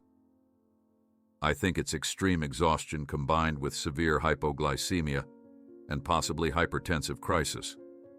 We can treat those here if we're careful." He directed Jennifer to prepare a solution of sugar and electrolytes while he moved Elena to the guest bedroom, arranging her in the recovery position and connecting her to a portable monitor he'd brought home from the hospital. "We'll keep a careful eye on her," he assured Jennifer as they worked together. "If her condition worsens at all, we'll have no choice but to call an ambulance." For the next hour, Robert divided his attention between the two patients, his son, miraculously awakening from a 3-week coma, and Elena, who had collapsed after facilitating that awakening. He documented Jamie's responses meticulously: pupillary reaction, grip strength, verbal cognition. Though weak, Jamie showed clear signs of neurological function that far exceeded what should have been possible given the extent of his brain injury. Elena began to stir around midnight, her eyelids fluttering before opening to reveal disoriented eyes. She attempted to sit up immediately, murmuring in rapid Spanish. "Easy," Robert cautioned, gently restraining her with a hand on her shoulder. "You had a seizure. You need to rest." "Jamie?" she asked weakly, her accent thicker than usual. "Did it work?" "It worked," Jennifer confirmed, entering the room with a fresh electrolyte solution. "He's awake, Elena. He recognized us. He spoke." Relief washed over Elena's pale face. "Gracias a Dios," she whispered, before closing her eyes again. "I gave too much of myself. The barrier was stronger than I expected." "What do you mean?" Robert asked, medical curiosity mingling with genuine concern. "The ritual requires energy exchange," Elena explained softly. "To bring a spirit back requires life force. I borrowed too much from my own." Robert wanted to press for a more scientific explanation but held back. Whatever had happened, the results were undeniable. His son was awake against all medical prognosis, and Elena had collapsed immediately afterward. "You need to rest," he said instead. "Your body has experienced significant trauma." Elena shook her head weakly. "No hospital," she insisted. "Just rest and prayer. I will recover." The doorbell's sharp ring startled all of them, its normalcy surreal in the context of the extraordinary events taking place within the house. Who could that be at this hour? Jennifer wondered, glancing at the bedside clock that showed 12:42 a.m. Robert moved quickly to the window, peering through a gap in the curtains. A familiar car sat in their driveway, its headlights still on. "It's Simmons," he said, his stomach dropping. "What the hell is he doing here now?" "Dr. Simmons? At midnight?" Jennifer's voice rose with anxiety. "He can't see Elena like this, and if he sees Jamie awake, he'll want explanations we can't give," Robert finished grimly. "Help me get Elena to the guest room at the back of the house. Then straighten up Jamie's room. Hide anything that looks like ritual materials." They worked frantically, moving Elena to the more distant guest bedroom and concealing all evidence of the ceremony that had taken place. Robert instructed Jamie, still weak but increasingly alert, to remain calm and let him do the talking. The doorbell rang again, more insistently this time, followed by knocking. "Coming," Robert called, straightening his rumpled clothes and running a hand through his disheveled hair. He took a deep breath, adopting the professional demeanor that had served him through countless medical crises, and opened the door. Dr. Simmons stood on the doorstep, his expression a mixture of concern and suspicion. "Robert," he said, peering past him into the house, "I apologize for the late hour, but I've been trying to reach you by phone for the past 2 hours." Robert blinked, realizing he'd completely forgotten about his phone during the evening's dramatic events. "Arthur, I'm sorry. We've been focused on Jamie." "Has there been a change?" Simmons asked, his professional interest immediately engaged. Robert hesitated, caught between the instinct to share good news and the need for caution. Before he could decide, Jennifer appeared beside him. "Dr. Simmons, please come in," she said with remarkable composure. "Jamie has shown some encouraging signs tonight." Simmons followed them into the house, his experienced eyes taking in details. Robert's medical kit open on the coffee table, a faint herbal smell still lingering in the air, the unusual arrangement of furniture in the hallway from their hasty reorganization. "What kind of signs?" he asked as they approached Jamie's room. "Increased responsiveness," Robert answered carefully. "Some eye movement, possible vocalization." Nothing in his medical training had prepared Robert for the moment when Simmons entered Jamie's room and found the boy not only awake but clearly conscious, eyes tracking movement, fingers flexing slightly on the blanket. "My God," Simmons breathed, moving quickly to Jamie's bedside. "Jamie, can you hear me?" Jamie's eyes focused on the doctor, recognition evident in his gaze. He opened his mouth, struggling briefly before producing a hoarse but clear, "Yes." Simmons turned to Robert, astonishment written across his features. This is remarkable, unprecedented given the extent of his injuries." He immediately began a neurological assessment, checking Jamie's pupillary response, motor function, and verbal comprehension. "When did this happen?" he asked, clearly struggling to reconcile the patient before him with the grim prognosis they had discussed just days earlier. "It started earlier this evening," Robert explained, choosing his words with extreme care. "We noticed increasing responsiveness over the past few hours." Simmons continued his examination, his initial shock giving way to professional curiosity. "I've never seen recovery like this from injuries of this severity," he admitted. "What changed in his treatment protocol?" The question hung in the air, dangerous in its simplicity. Before Robert could formulate a response, a loud crash from the back of the house shattered the tense silence. Simmons looked up sharply. "What was that?" "Probably just the cat," Jennifer said quickly, though they had no cat and never had. Robert saw suspicion crystallize in Simmons' expression. The older doctor straightened, his gaze sweeping the room more critically now, pausing on a small herb sachet, partially visible beneath Jamie's pillow. "What's this?" he asked, reaching for it. Robert intercepted his hand. "It's nothing, just some lavender for sleep. Jennifer's idea." Simmons withdrew his hand slowly, studying Robert with growing concern. "Robert, as your colleague and friend, I'm asking you directly. What treatment have you administered to Jamie that you're not telling me about?" The moment stretched. Between them, years of professional respect and friendship balanced against the impossible truth. Robert opened his mouth to offer some plausible explanation when another sound came from the back bedroom. Not a crash this time, but a distinct moan of pain.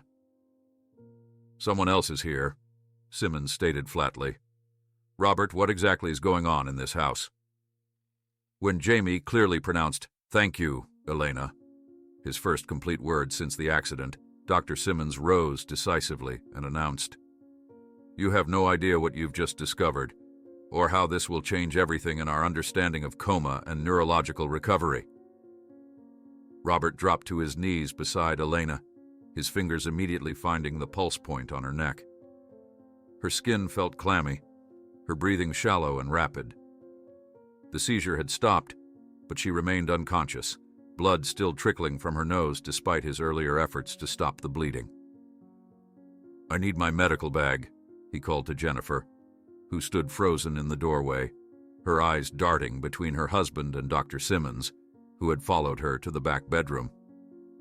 Simmons took in the scene with a surgeon's analytical gaze. Elena's unconscious form on the guest bed, the remnants of ritual materials hastily shoved under furniture, the unmistakable smell of burnt herbs still hanging in the air. "This is the cleaning woman from the hospital," he said, recognition dawning on his face. "The one who offered traditional healing methods." His tone remained neutral, carefully withholding judgment as he moved forward and helped Robert position Elena in the recovery position. "Her name is Elena," Jennifer said, returning with Robert's medical bag. "And whatever she did, it worked. Jamie is awake when every doctor said he never would be again." Robert extracted a glucose monitor from his bag and pricked Elena's finger, confirming his suspicion. "Blood sugar critically low," he muttered, already preparing a glucose injection. "Jennifer, I need you to mix the electrolyte solution again, stronger this time, and add honey if we have it." As Jennifer hurried to the kitchen, Simmons assisted Robert in administering the injection, their years of working in emergency situations together temporarily overriding the strangeness of the current circumstances. "Hypoglycemic shock?" Simmons asked clinically. "Combined with extreme physical exhaustion and possible dehydration," Robert confirmed, monitoring Elena's response to the glucose. "She's been performing intensive rituals for Jamie every night this week." Simmons's eyebrows raised slightly, but he continued to help stabilize Elena, checking her vitals with professional precision. "And you believe these rituals are what woke Jamie from his coma?" "I don't just believe it," Robert said, looking directly at his colleague for the first time. "I witnessed it. We tried everything medical science had to offer, Arthur. Everything. When that failed, we tried this. The correlation between her rituals and Jamie's improvement is undeniable." A soft moan from Elena interrupted them. Her eyelids fluttered and she stirred slightly. "No hospital," she murmured, her eyes opening just enough to recognize Robert leaning over her. "Please, just need to rest." "Your blood sugar crashed, and you had a seizure," Robert explained gently. "You need medical attention." "No hospital," Elena repeated more forcefully, attempting to sit up before falling back weakly. "They will not understand. Will separate me from Jamie. The ritual is not complete." Simmons watched this exchange with growing interest. "What does she mean, not complete?"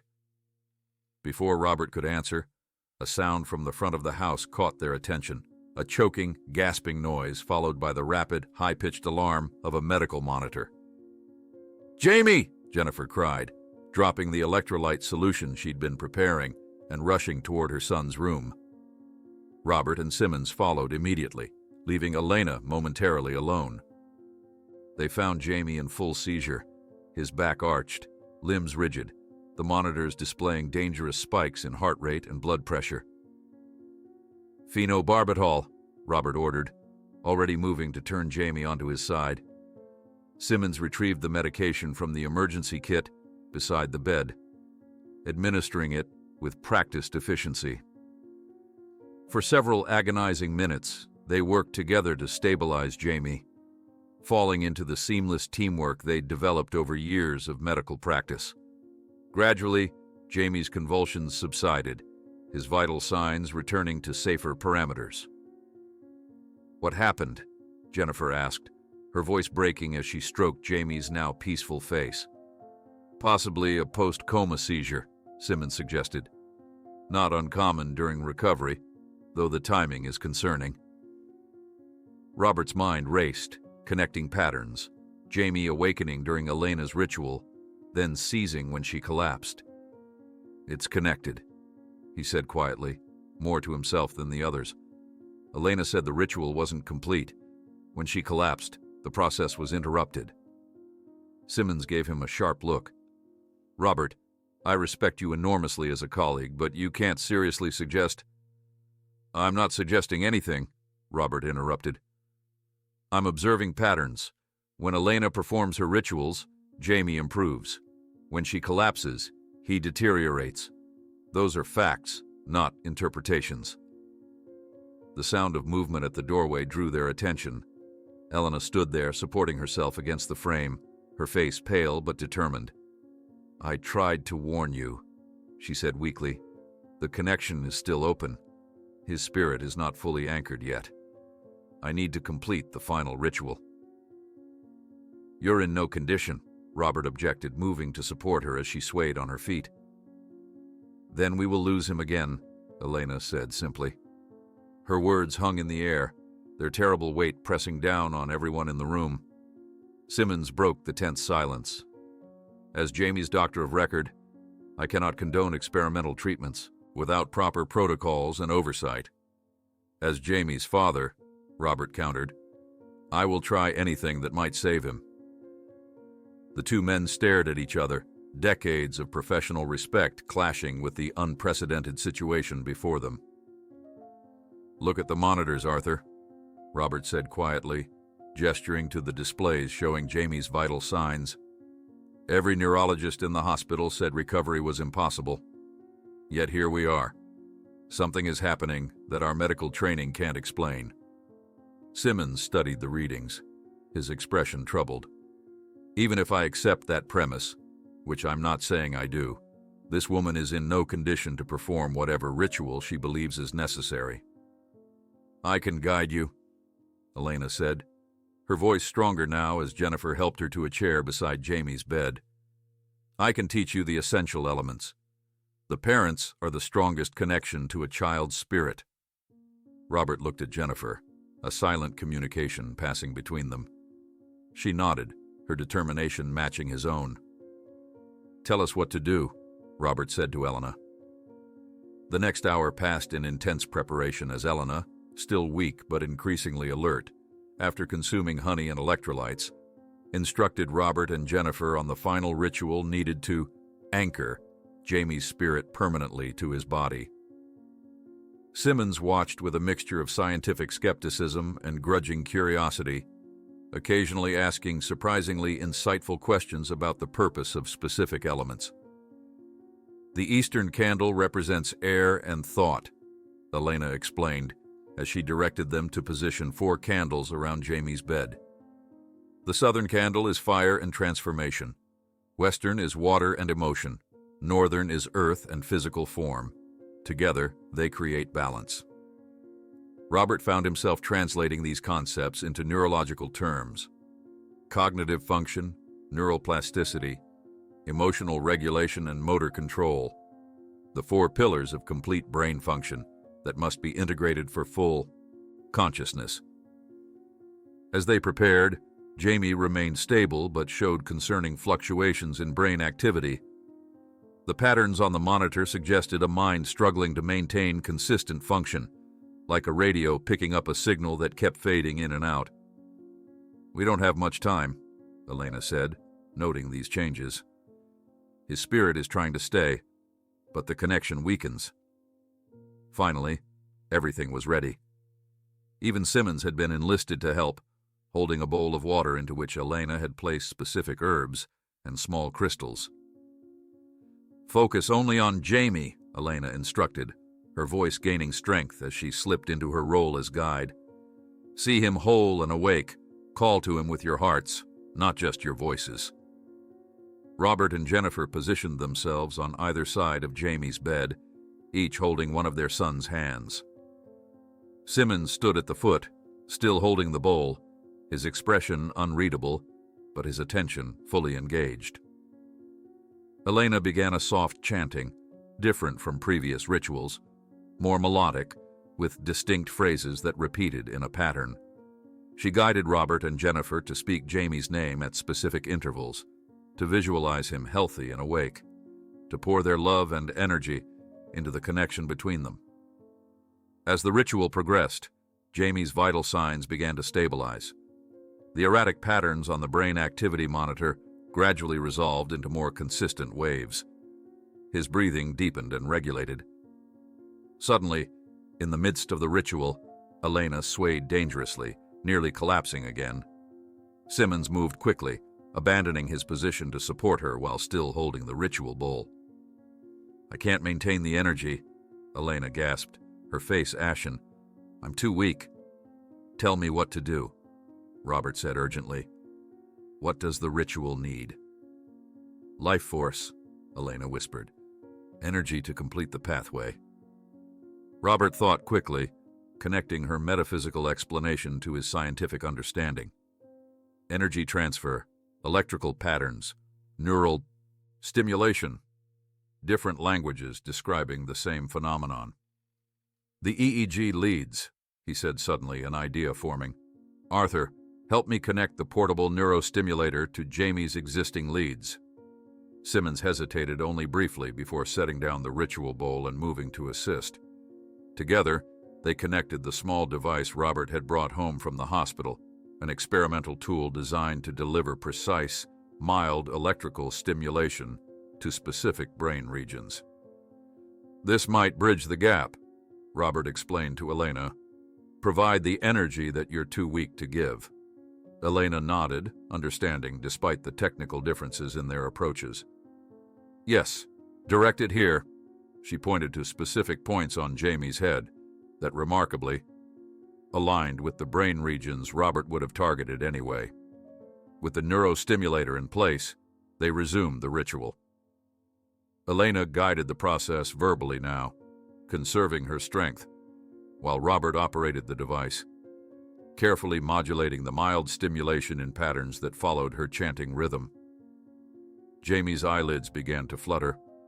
His fingers twitched in his parents' grasp. The monitors showed increasingly organized brain activity. "Keep calling him," Elena encouraged. "He hears you. He's finding his way back."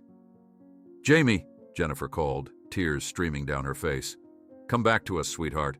Follow our voices home." "We're right here, son," Robert added, his scientific detachment completely dissolved in the emotional intensity of the moment. With a sudden gasp, Jamie's eyes opened wide. He looked around the room with clear awareness, his gaze settling on his parents. "Mom? Dad?" His voice was weak but unmistakable. "What happened?" When Dr. Simmons wanted to see the detailed records of the treatment for immediate ethical evaluation, a noise from the guest room caught his attention.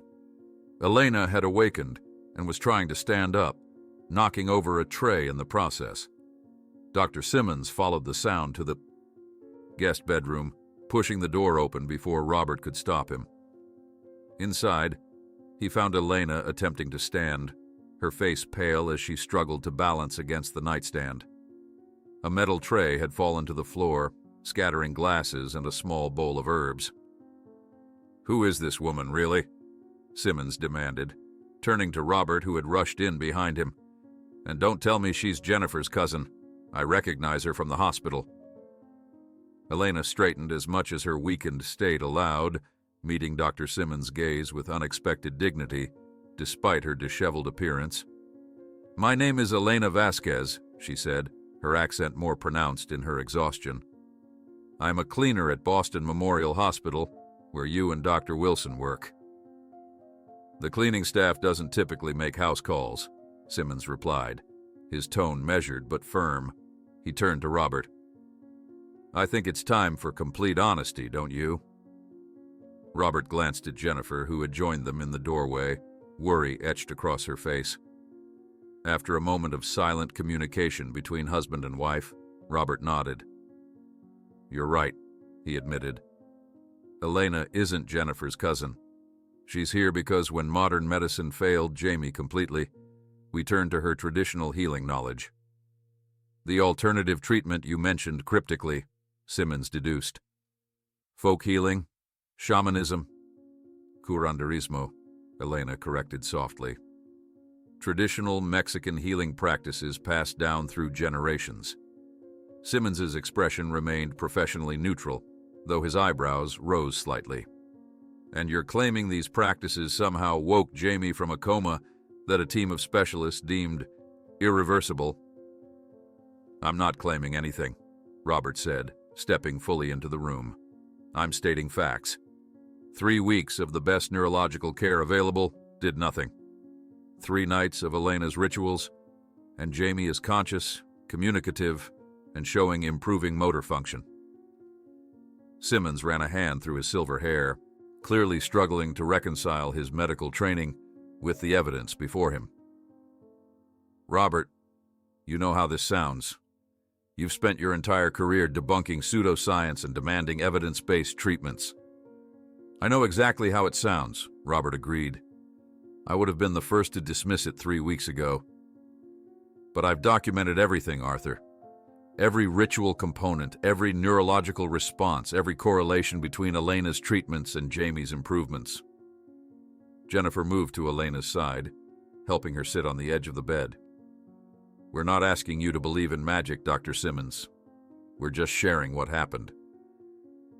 Simmons looked between them, his initial indignation gradually giving way to the scientific curiosity that had made him a renowned physician.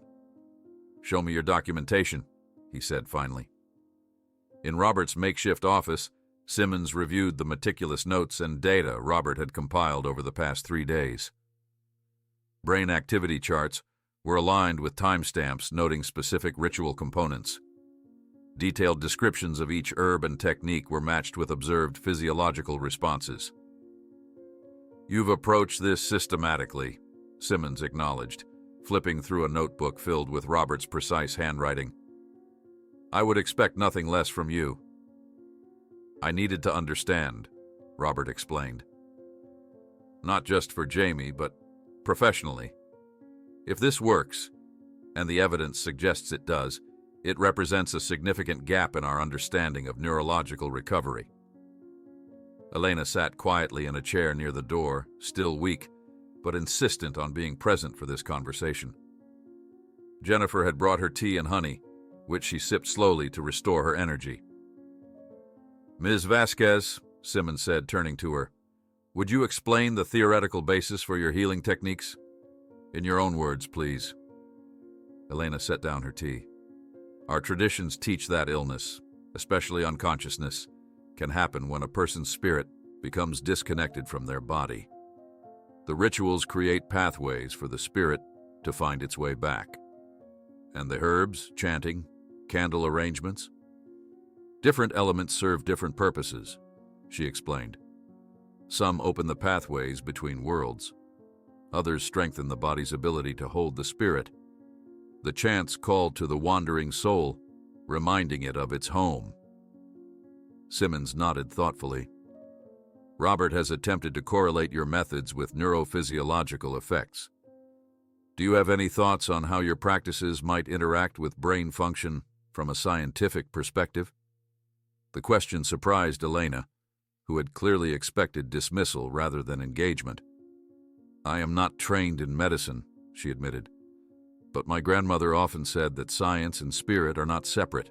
They are different languages describing the same reality." Robert interjected, "Some of the herbs Elena uses contain compounds that appear to affect neurotransmitter activity. The rhythmic chanting creates sound patterns that potentially stimulate the reticular activating system. Even the specific hand positions could trigger peripheral nerve responses that feed back to the central nervous system." "You're suggesting a physiological basis for effects traditionally attributed to spiritual causes," Simmons summarized. "I'm suggesting we don't fully understand the mechanisms yet," Robert clarified. "But the results are undeniable. Come see Jamie again." They returned to Jamie's room, where the boy was awake and increasingly alert. He smiled weakly when they entered, his eyes immediately finding Elena.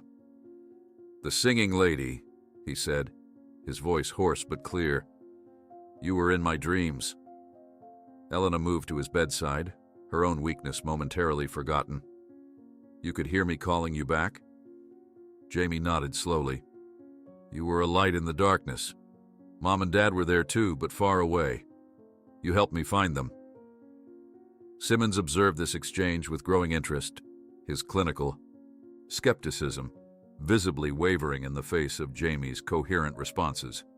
Responses that should have been impossible, given the extent of his brain injury. "His pupillary response is normal," Simmons noted, conducting a quick examination. "Motor function improving. Verbal cognition intact." He looked up at Robert. "This defies every medical expectation for his case." "That's been my point," Robert said quietly. Simmons straightened, decision crystallizing in his expression. "I want to document this properly," he said, "as a preliminary case study on integrative approaches to coma recovery." Robert blinked in surprise. "You're not going to report this as unethical treatment?" "What would be the ethical defense for stopping a treatment that succeeded where conventional methods failed?" Simmons countered pragmatically. "Besides, I'm a scientist first. When confronted with unexpected results, the correct response is investigation, not denial." Elena, who had been quietly watching this exchange, suddenly spoke up. "There is something you should know," she said, her voice hesitant, "about my training." All eyes turned to her as she continued. "I told you my grandmother was a renowned curandera in our village, but that's not entirely true." She twisted her hands in her lap, eyes downcast.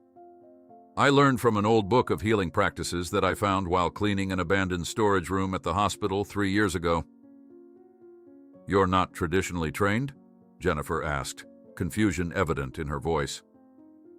"I studied the book obsessively," Elena explained. "It contained detailed instructions for healing rituals, herb combinations, chants. I practiced in secret using plants I grew on my apartment balcony. But until Jamie, I had never attempted to heal someone in a coma." So when you collapsed during the ritual, Robert began. It wasn't just physical exhaustion, Elena admitted. It was fear. I panicked, thinking I had gone too far, attempted something beyond my abilities. My collapse was partly a panic attack. This revelation hung in the air for a moment. Then, surprisingly, Simmons began to laugh, a gentle, appreciative chuckle rather than mockery. So an untrained hospital cleaner, using knowledge from an abandoned book, accomplished what a team of specialists with decades of training could not, he summarized. That makes this case even more remarkable from a research perspective. Rather than diminishing Elena's contribution, her confession seemed to intrigue Simmons further. "Where's this book now?" he asked. "At my apartment," Elena replied. "I can bring it tomorrow." Robert was already thinking ahead. If we document this properly, control for variables, potentially replicate the results with other patients, we'd need to identify the active components, Simmons added, professional excitement growing.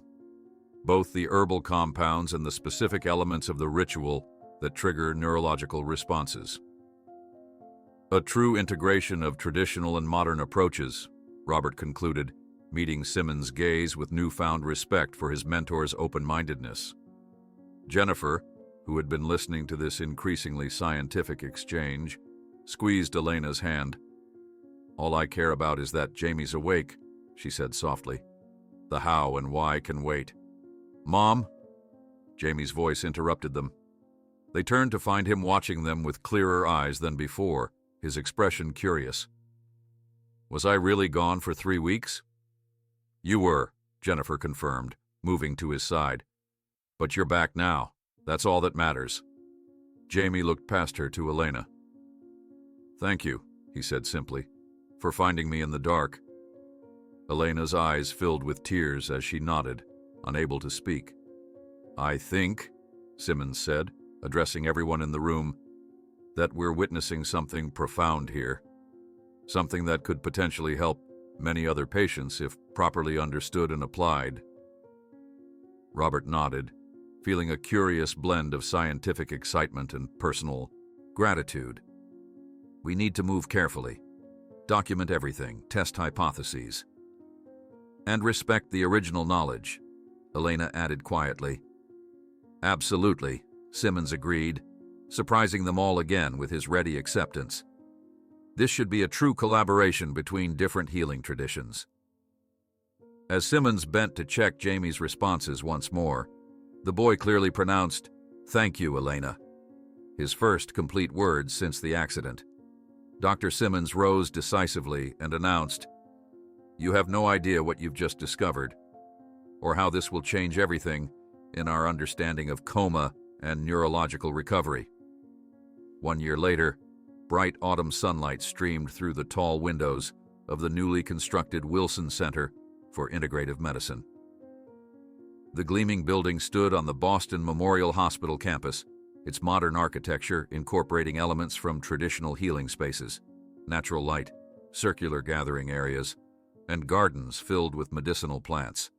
Robert adjusted his tie nervously as he surveyed the crowded atrium. Medical professionals from across the country mingled with traditional healers from various cultural backgrounds. Board members in expensive suits conversed with practitioners in colorful traditional dress. The unprecedented collaboration would have seemed impossible a year ago. "Ready for your speech?" Jennifer appeared beside him, radiant in a blue dress that matched her eyes. The past year had erased the desperate exhaustion from her face, replacing it with purposeful energy. "As ready as I'll ever be," Robert replied, watching a familiar figure making his way through the crowd. "Here comes Jamie." Their son moved toward them with only the slightest hint of a limp, the last lingering reminder of his accident. At 16, he had recovered with a speed that defied all medical expectations, his neurological functions returning almost completely to normal within 6 months. "Dad, they need you backstage," Jamie reported, looking comfortable in his fursuit. "Dr. Simmons is having a meltdown about the seating arrangement." Robert laughed. "Some things never change. Arthur still micromanages everything. As he made his way toward the stage, Robert passed Elena, who was showing a group of medical students the proper way to prepare a specific herbal tincture. She wore her white lab coat proudly over a dress woven with traditional Mexican patterns, the embroidered name tag reading Elena Vasquez, specialist in traditional healing practices. She caught his eye and smiled, then returned to her demonstration with the confidence of someone who had finally found her proper place in the world. The past year had transformed all their lives. After Jamie's miraculous recovery, Robert and Dr. Simmons had worked tirelessly to document the case, publishing a groundbreaking paper that sent shockwaves through the medical community. Controversy erupted immediately, with traditionalists dismissing their findings and demanding further evidence. The challenge only fueled their determination. With initial funding from Dr. Simmons' connections, they established a small research unit dedicated to studying the neurological effects of traditional healing practices. Their first controlled study with 5 long-term coma patients yielded results that could not be ignored. 3 patients showed measurable improvement after receiving the modified protocol Robert and Elena had developed together. "We're ready for you, Dr. Wilson," a young assistant said, ushering Robert backstage where Dr. Simmons was indeed rearranging the seating chart with military precision. "Arthur, it's a grand opening, not a military operation," Robert teased. Simmons looked up, his familiar scowl softening. "Organization matters, Robert. Today sets the tone for everything we're trying to accomplish."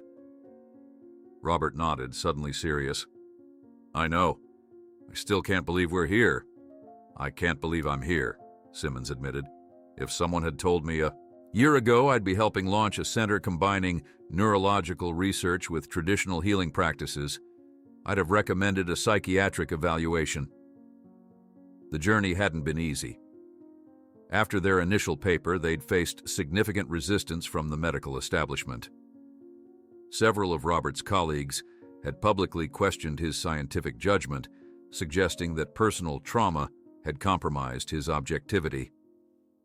Research funding organizations were hesitant to support what many viewed as pseudoscience. The turning point came when a wealthy philanthropist whose son had been in a persistent vegetative state for 2 years approached them after reading about Jamie's case. The protocols they developed for him resulted in the young man regaining consciousness and limited function, enough to validate their approach and secure the substantial donation that made the Wilson Center possible. From the wings, Robert watched as Jennifer took her place at the podium to introduce the opening ceremony. As the center's communications director, she had become the public face of their mission, skillfully translating complex medical concepts into language that resonated with both scientific and general audiences. "Welcome to the opening of the Wilson Center for Integrative Medicine," she began, her voice steady and warm. "A place where science and tradition meet not as adversaries, but as partners in healing." Robert watched with pride as she outlined their vision, a research facility dedicated to rigorous scientific study of traditional healing practices, combined with a treatment center where patients could benefit from truly integrative care. Behind her on the stage sat the board members, including Dr. Simmons, and remarkably Elena, who had been unanimously elected to represent traditional healing practitioners. "And now, to tell you more about our research mission, I'd like to introduce my husband, Dr. Robert Wilson," Jennifer concluded to enthusiastic applause. As Robert took the podium, he looked out at the diverse audience. In the front row sat Jamie, phone temporarily forgotten as he watched his father with undisguised pride. Beside him were several patients who had benefited from the integrative protocols, living testaments to the potential of their approach. "1 year ago, I stood at my son's bedside, a neurologist forced to confront the limitations of my medical knowledge," Robert began. "Today, I stand before you not to reject that knowledge, but to expand it." He outlined the research they had already conducted, careful studies documenting neurological responses to specific traditional practices, identification of active compounds in healing herbs, and modifications to protocols that enhanced efficacy while maintaining scientific rigor. We've discovered that certain ritualistic elements, specific sound frequencies, aromatherapy compounds, and tactile stimulations, appear to activate neural pathways in ways our current medical approaches cannot, Robert explained. When combined with conventional treatments, the results can be remarkable. As he spoke, Robert caught sight of a group of doctors from Boston Memorial who had once mocked Elena in the hospital corridor. They were listening intently now, skepticism tempered by the undeniable results documented in peer-reviewed journals. Their presence represented the beginning of a broader acceptance within the medical community. Our mission is not to replace modern medicine, Robert emphasized, but to enrich it, to recognize that healing traditions that have endured for centuries may contain wisdom our science has yet to fully understand. After concluding his speech to enthusiastic applause, Robert joined Elena for a demonstration of their collaborative approach. Together they showed how traditional diagnostic methods could complement modern testing, and how conventional treatments could be enhanced by specific traditional practices.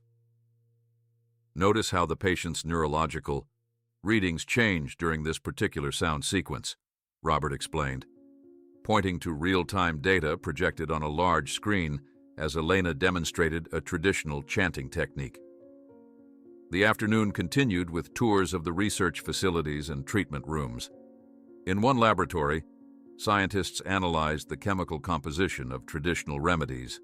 In another, advanced imaging equipment captured neural responses to various healing modalities.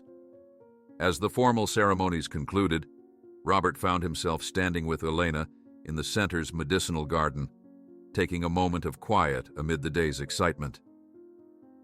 "Did you ever imagine this when you first found that book of remedies?" he asked. Elena smiled, touching a sage plant with gentle fingers. "Never. I was cleaning floors and studying in secret, afraid people would mock me if they knew." "I did mock you," Robert admitted, regret coloring his voice. "That first night in the hospital. And now you've helped legitimize traditional healing for a new generation," Elena replied without resentment. "Things change. People change." "You're starting medical school next semester," Robert noted with pride, "while teaching traditional healing methods to doctors. Quite a journey." Elena nodded, her expression thoughtful. "The book that saved Jamie. I've often wondered who left it in that forgotten hospital room, why it seemed to call to me specifically." "Some questions don't have scientific answers," Robert conceded, surprising himself with how comfortable he'd become with uncertainty. The garden path curved around a fountain, bringing them back toward the main building where guests were gathering for the reception. Dr. Simmons stood near the entrance, deep in conversation with a prominent neurologist who had once been their most vocal critic. "Dr. Hawkins is asking to observe our protocols," Simmons reported as they approached. "He has a patient who might benefit from our methods." "The same Dr. Hawkins who called our research wishful thinking dressed as science?" Robert asked with a raised eyebrow. "The very same," Simmons confirmed with satisfaction. "Turns out results speak louder than preconceptions." Inside, the reception was in full swing. Jamie was showing a group of interested medical students his collection of before and after brain scans, proudly explaining the changes in his own neural pathways. As Robert prepared to make his final remarks of the day, Jennifer squeezed his hand supportively. The journey had transformed them all, not just professionally, but personally. Their marriage, once strained by crisis, had emerged stronger through shared purpose. Robert stepped to the microphone one last time, surveying the room filled with colleagues, supporters, and formerly fierce critics, now cautiously open to collaboration. "Before we conclude today's celebration," he began, "I want to acknowledge the true catalyst for everything we see around us. Not a scientific breakthrough or medical innovation, but a moment of humility." The room quieted, attending to his words. "I spent 20 years studying the brain in the world's finest hospitals, only to discover that the real healing was in the corridors I walked every day, being ignored by all of us who were too smart to see it.